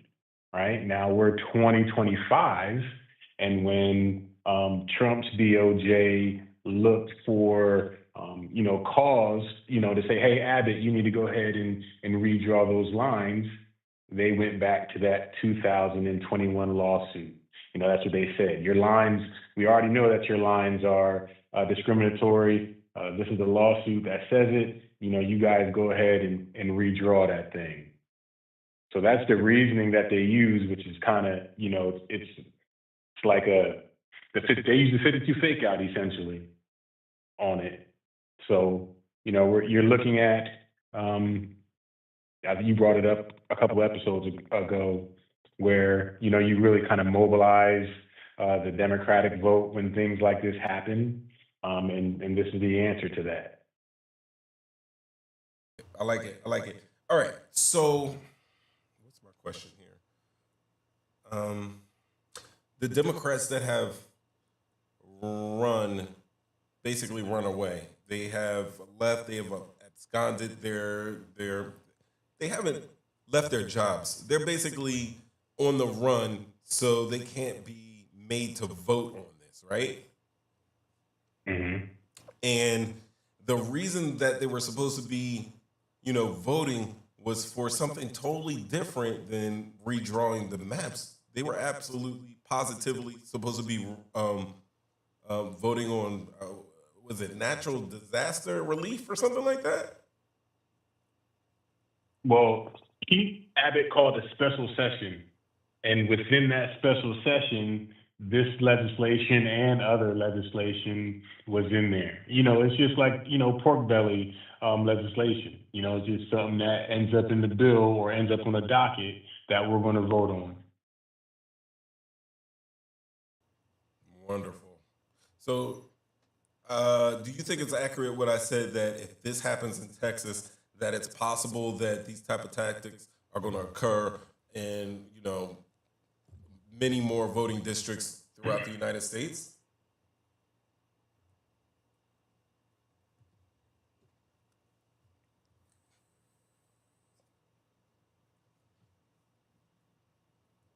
I think we have to be, because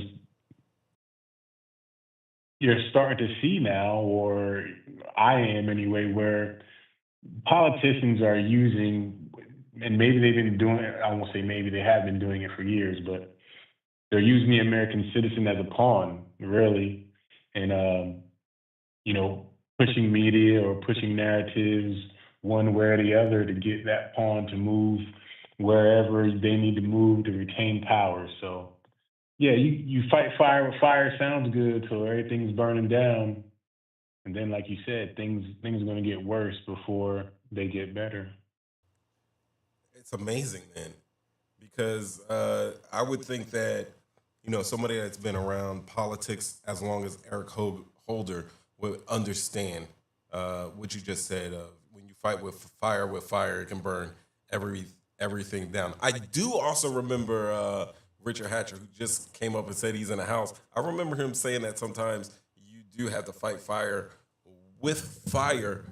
But knowing this and having this idea of, total, like a mutual, what is it called? The mutual destruction, when they're going to do the nuclear bombs and stuff. Mutually assured destruction.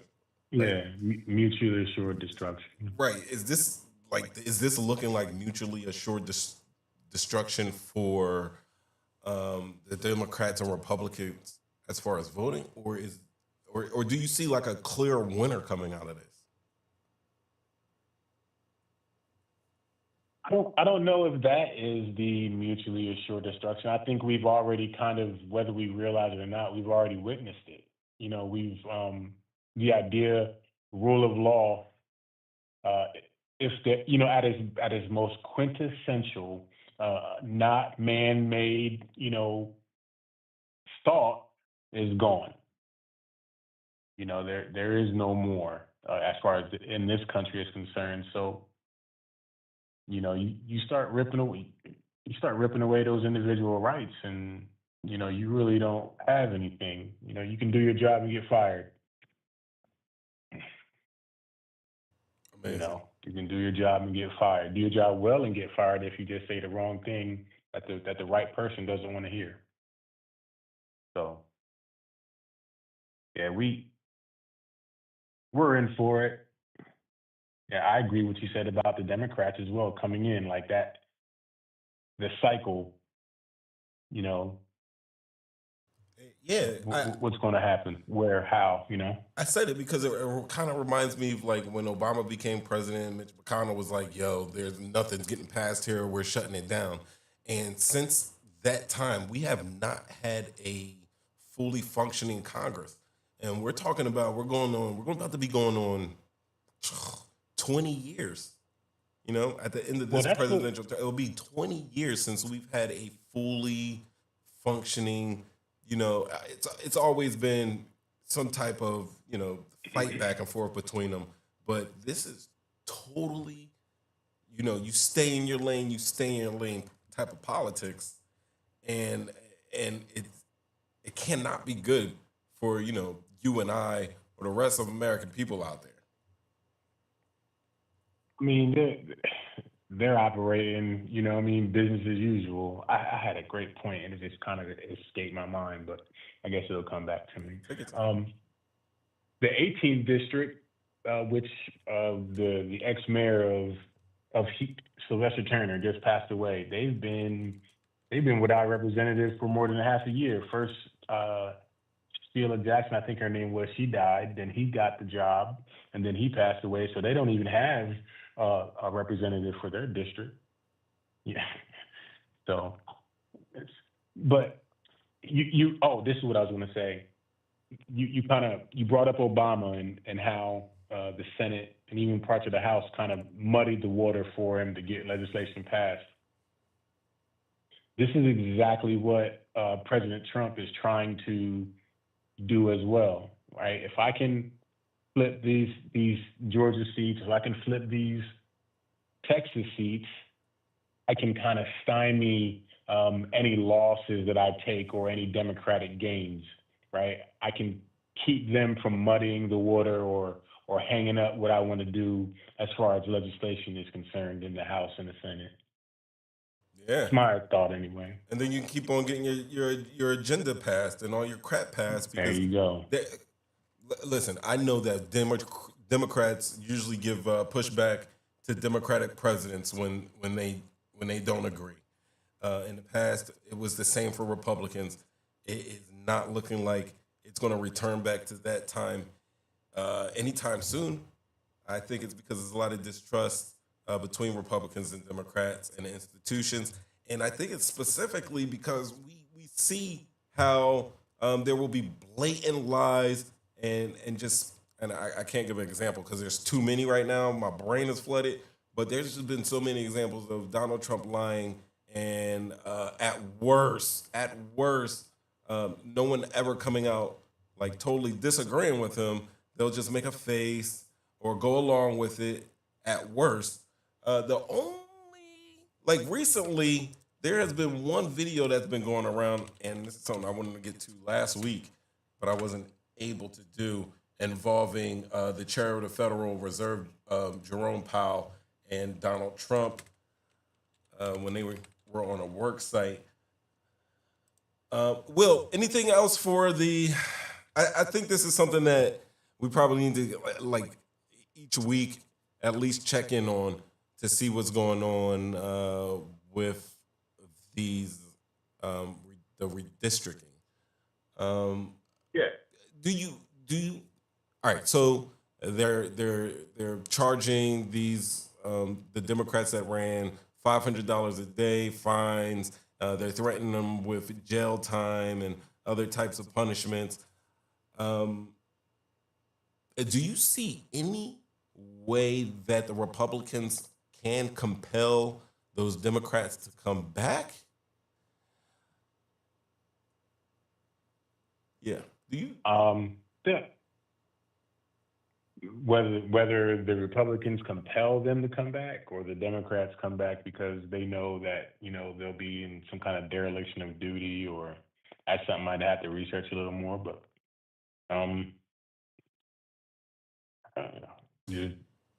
disappointed, really. I got a feeling that they're going to come back. The vote's going to go on. There's going to be, some good camera time and some good speeches. And we tried, we did it. Yeah. This is where Jasmine Crockett makes her stand to run for president or whatever, or Cory Booker, or, You know, this is what they're going to use to propel themselves. Wow. I didn't see this coming. It wasn't something that was on my radar. Hopefully it was something on their radar that they planned for. But even if they planned for, the fact that they've actually had to leave the state and go to, you know, some ally cities, oh man, to me it seems like these are last ditch attempts that they are hanging on to, and it's only a matter of time because once the DOJ gets involved, we know the Trump administration owns them. So it does seem like these lines are absolutely positively going to get redrawn.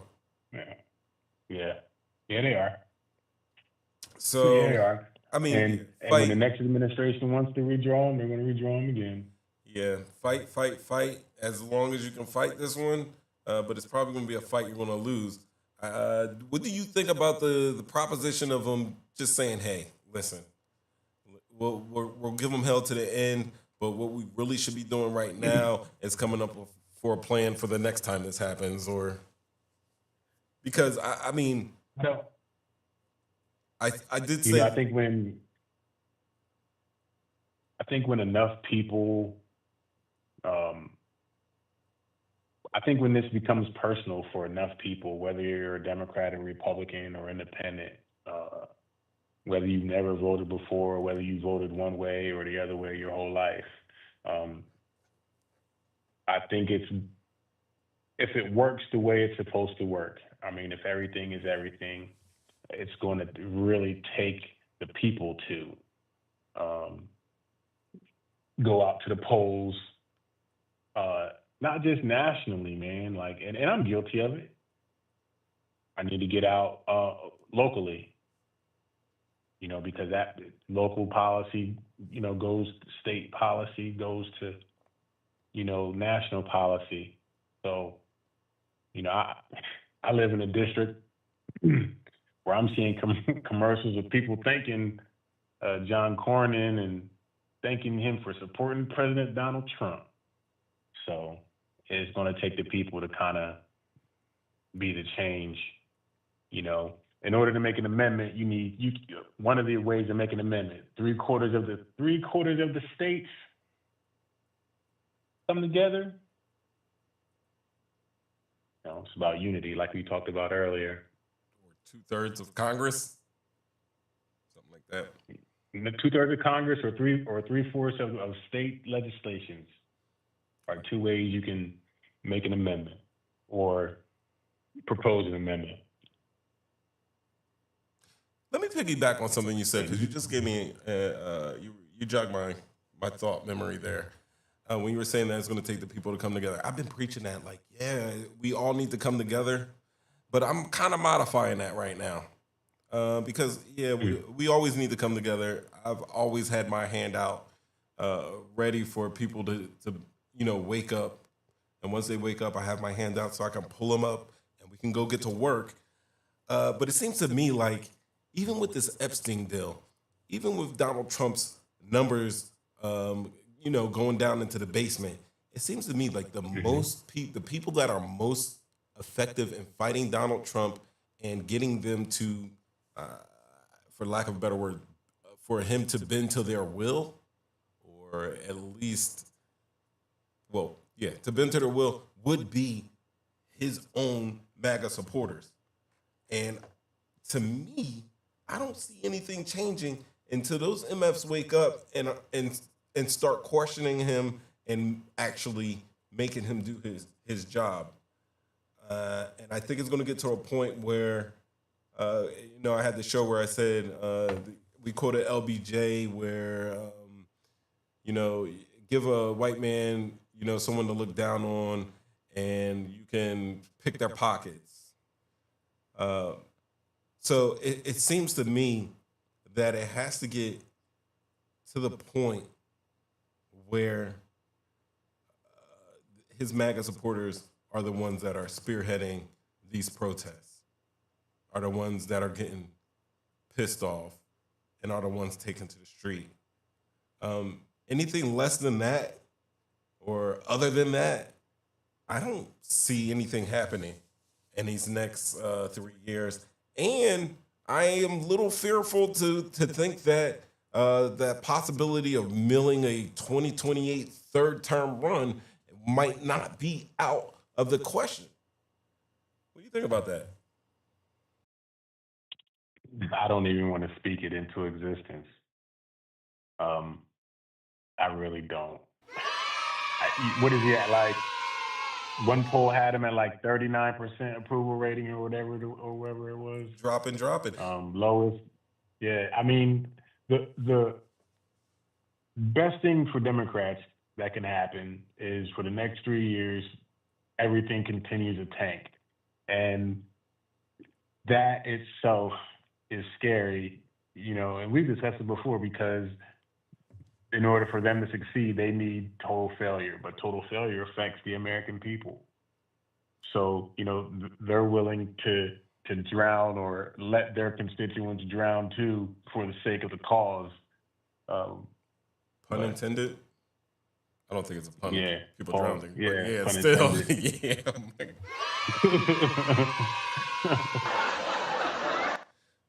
That's I shouldn't have thrown a laugh track on that. It was a little extra. But yeah. Here we are with it. All right. Well, thank you. I appreciate you being here. Ladies and gentlemen, give it up for Mr. Will Murphy. I do have one more comment. Shut up, people. Will got something to say. Go ahead, Will. I wanted to know if you were going to pay your wife's entry fee for fantasy football. Yeah. You wanted to, I don't understand. Are you going to do the gentlemanly thing? No. Hell no. No? No, why would I? Are you paying your wife's entry fee in the fantasy football? Am I? Yeah. Nah. I'm not paying her fee, but I tell you this: if I win, I'm kicking some bread out to her. But I'm not paying her fee. If you win, you giving her bread? No. Does Jeffrey Lurie give I don't know, whoever owns the Chiefs bread? No, she's an owner. Jerry Jones is not giving Jeffrey Lurie no cash. It's not happening. So if you don't win, you're gonna make your wife pay her own entry fee. But if you win, you're gonna break off a little cash. If I win, I will definitely break her up. If I win, her entry fee on me. Plus, I'm gonna take her out. You know what I mean? Like I can go out and eat by myself. Ev, you might have to have a talk, Ev. Whatever. You paying your wife's entry fee? You are? Hey, man, I don't want to talk about it, man. My plans some OT. Yo, I got one more thing to say before I get out of here. Everybody, ladies and gentlemen, Will Murphy, one of the best to do it out here. Big ups to Will. Everybody in the chat, give him a hand. Give him a hand. All right, buddy, I'll see you.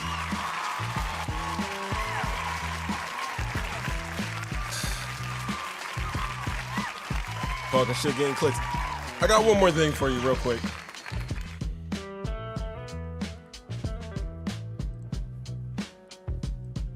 Craziness.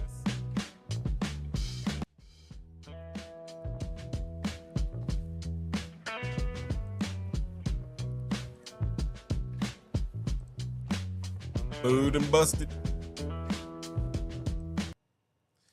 Yo, so I'm trying to look for this thing because I have pictures.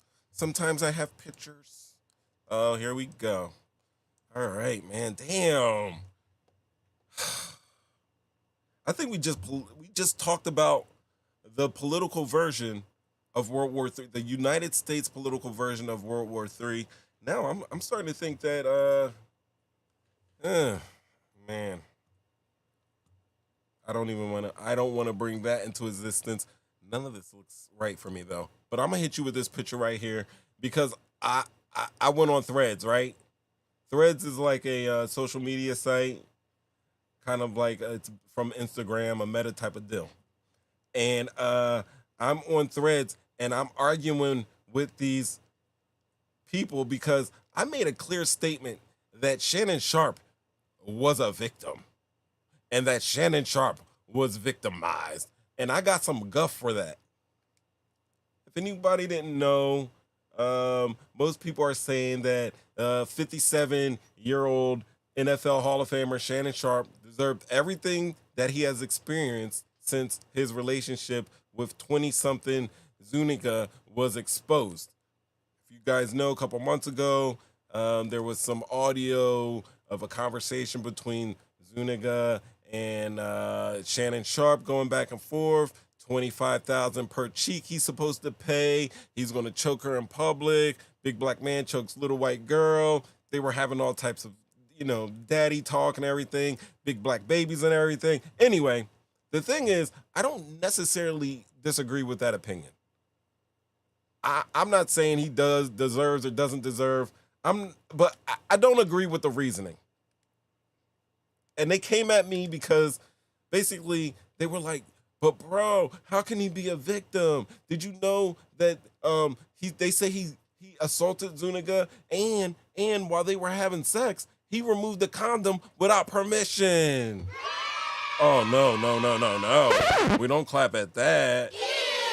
There we go. That's the right one, right? And then second, they say he held power over Gabbi. That's her first name, Gabbi, because he was older and wealthy.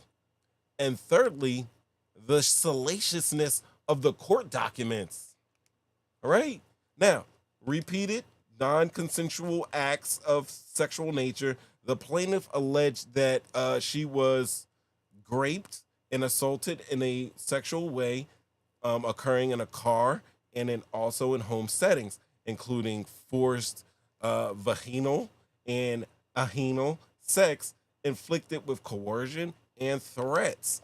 Now, secret and non-consensual filming. She claims Sharpe secretly recorded intimate encounters, then shared them with others, and even live streamed an episode of sex on Instagram with or without consent.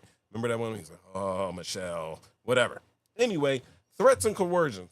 Accusations included a voice recording where a man reportedly resembling Shannon Sharpe threatens to choke the shit out of her, and other manipulative statements allegedly made during emotional and sexual control.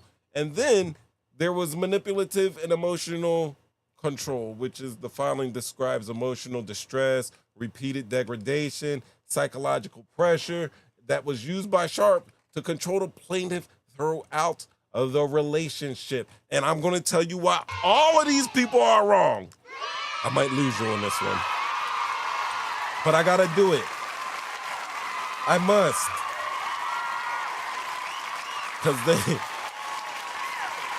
Because I was on Threads and they dog piled on me and they insulted me and never even asked me like, hey bro, where you coming from? Like, why do you think he's a victim? If they would have came at me and been like, yo bro, why do you think he's a victim? Then we could have had a conversation. But no, I was getting clown emojis, which are the worst. Ew. Don't hit me with no clown emoji. I was getting, bro, he did blah blah. Who are you? And I was being insulted. All right. That's why I'm here. This is really a self-serving segment for me right now. All right. Now, the case was settled and dismissed in July of 2025, a couple weeks ago, with no guilt finding and no criminal charges even filed. Now, I personally am going to refuse to accept any argument that this man abused or did anything criminal to this specific woman. Like, people be like, believe all women. I think that's horseshit, because ladies be lying. Men lie, women lie. Numbers don't, but they do, because men be giving up numbers. Whatever. Anyway, I refuse to accept any argument that this man abused or did anything criminal to this woman, Gabbi Zuniga, when she refused to go to the police. And I don't say I'm victim blaming because she is not a victim. I don't believe that in this case. not in this case. He's being passionate about stuff that doesn't matter.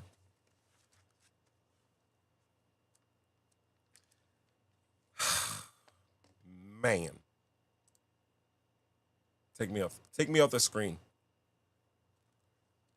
Right. Now, like, I get lit up in threads for saying Shannon Sharpe is a victim, and they came for me on threads. They're like, he's abusive and he removes condoms. Bro, you're out your mind. And I'm like, hear me out. She sued him for $50 million. Right? These are gathered from phone recordings and texts.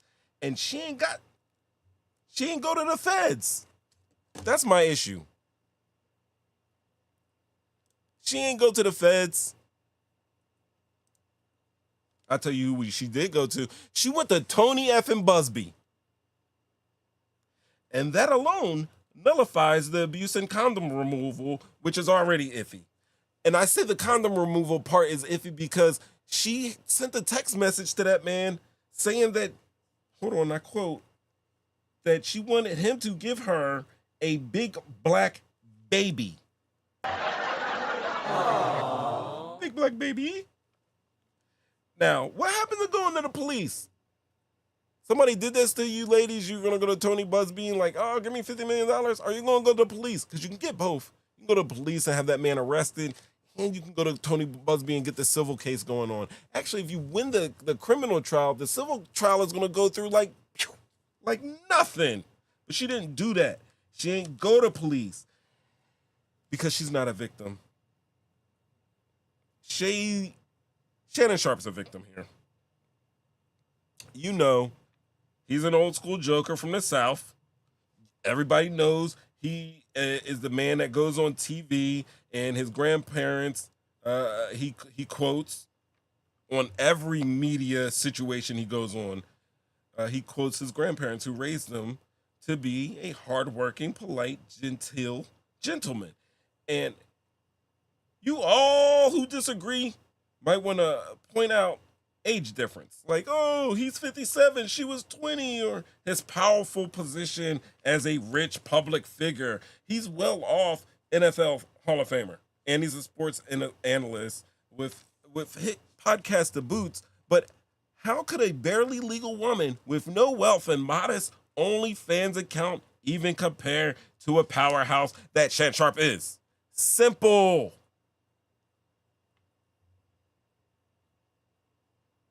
Y'all gonna hate me. She has a vagina.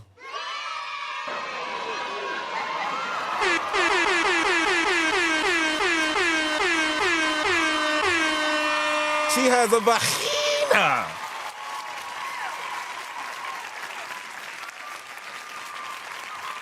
And she's young. Like, Shannon Sharpe was hanging out with her, and I know she took him back to like 97, 98. Remember 97, 98 when he was the Denver Bronco and he was getting the chip?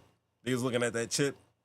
Now, I don't want to seem like I'm reducing women to sexual organs. I'm not doing that. But if you're looking and listening to this with like a dumbfounded or befuddled look that he just said it was a vagina, I'll let you in on a little secret I picked up overseas. The power is in the pussy. Oh, I hope my mom's not listening. At what point you gonna sit the fuck down?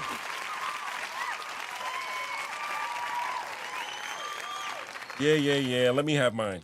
And poor Shannon Sharpe never stood a chance. The truth is, two consenting adults had a relationship. Now, some relationships can be, mutual adoration. But some, and a lot of them, are transactional. And I think these two were simply using each other. I think Sharpe was using Zuniga for sex, and Zuniga was using him for money. And when Sharpe attempted to move on, she pounced. She shared intimate and embarrassing details in order to get money. And Shannon initially offered money in tens of millions of dollars, it was said. But that wasn't enough. She had to sue and use Tony Busby, whose chief legal tactic is embarrassing people into settling. And while Shannon probably didn't behave as chivalrous as he was raised, he was conned. Let me know. Do I got a point? Were they right crunching me in those thread comments? People are saying Shannon Sharpe retired his side lady. But honestly, I think she might have, somebody was like, she got like 20 million out of this deal. This is my little gossip thing. Somebody told me I need to do gossip. I only do gossip personally, but I'll put my personal gossip on here because I've been lurking online. But this is what I did. This is what I was getting into on social media. I get into arguments about Shannon Sharpe. I know. But am I out of control here? Do I have any type of point? Am I making any type of points? I mean, in a criminal trial, she'll have to prove her claim. She got him on the phone. She's got text messages, all that stuff. Oh. Right. Anyway, let me know if they had a right. Do they have a right to get me in the comments and threads? And do you think, we will get future news of Gabbi going broke on this? She retired OnlyFans. I didn't want to bring up her profession because I don't shame. But yeah, if she got like $20 million or whatever, do you see her in the near future, a couple years from now, coming up and being like, yo, I am dead ass broke? Who was that lady Eddie Murphy married? The light-skinned lady? Anyway, she got like half of everything in a divorce. And this man that just made like Boomerang and the Clumps and everything like that. And she got like half his money. And then she was broke. So are we going to see Gabbi again claiming broke or making other claims or anything like that? Did I deserve to get crushed up in those comments? And let me know, do I have a point of what I'm saying that Shannon Sharpe just might be a victim in all of this? I don't know. She hit a lick. There we go, Will. That's how I took it. She hit a lick.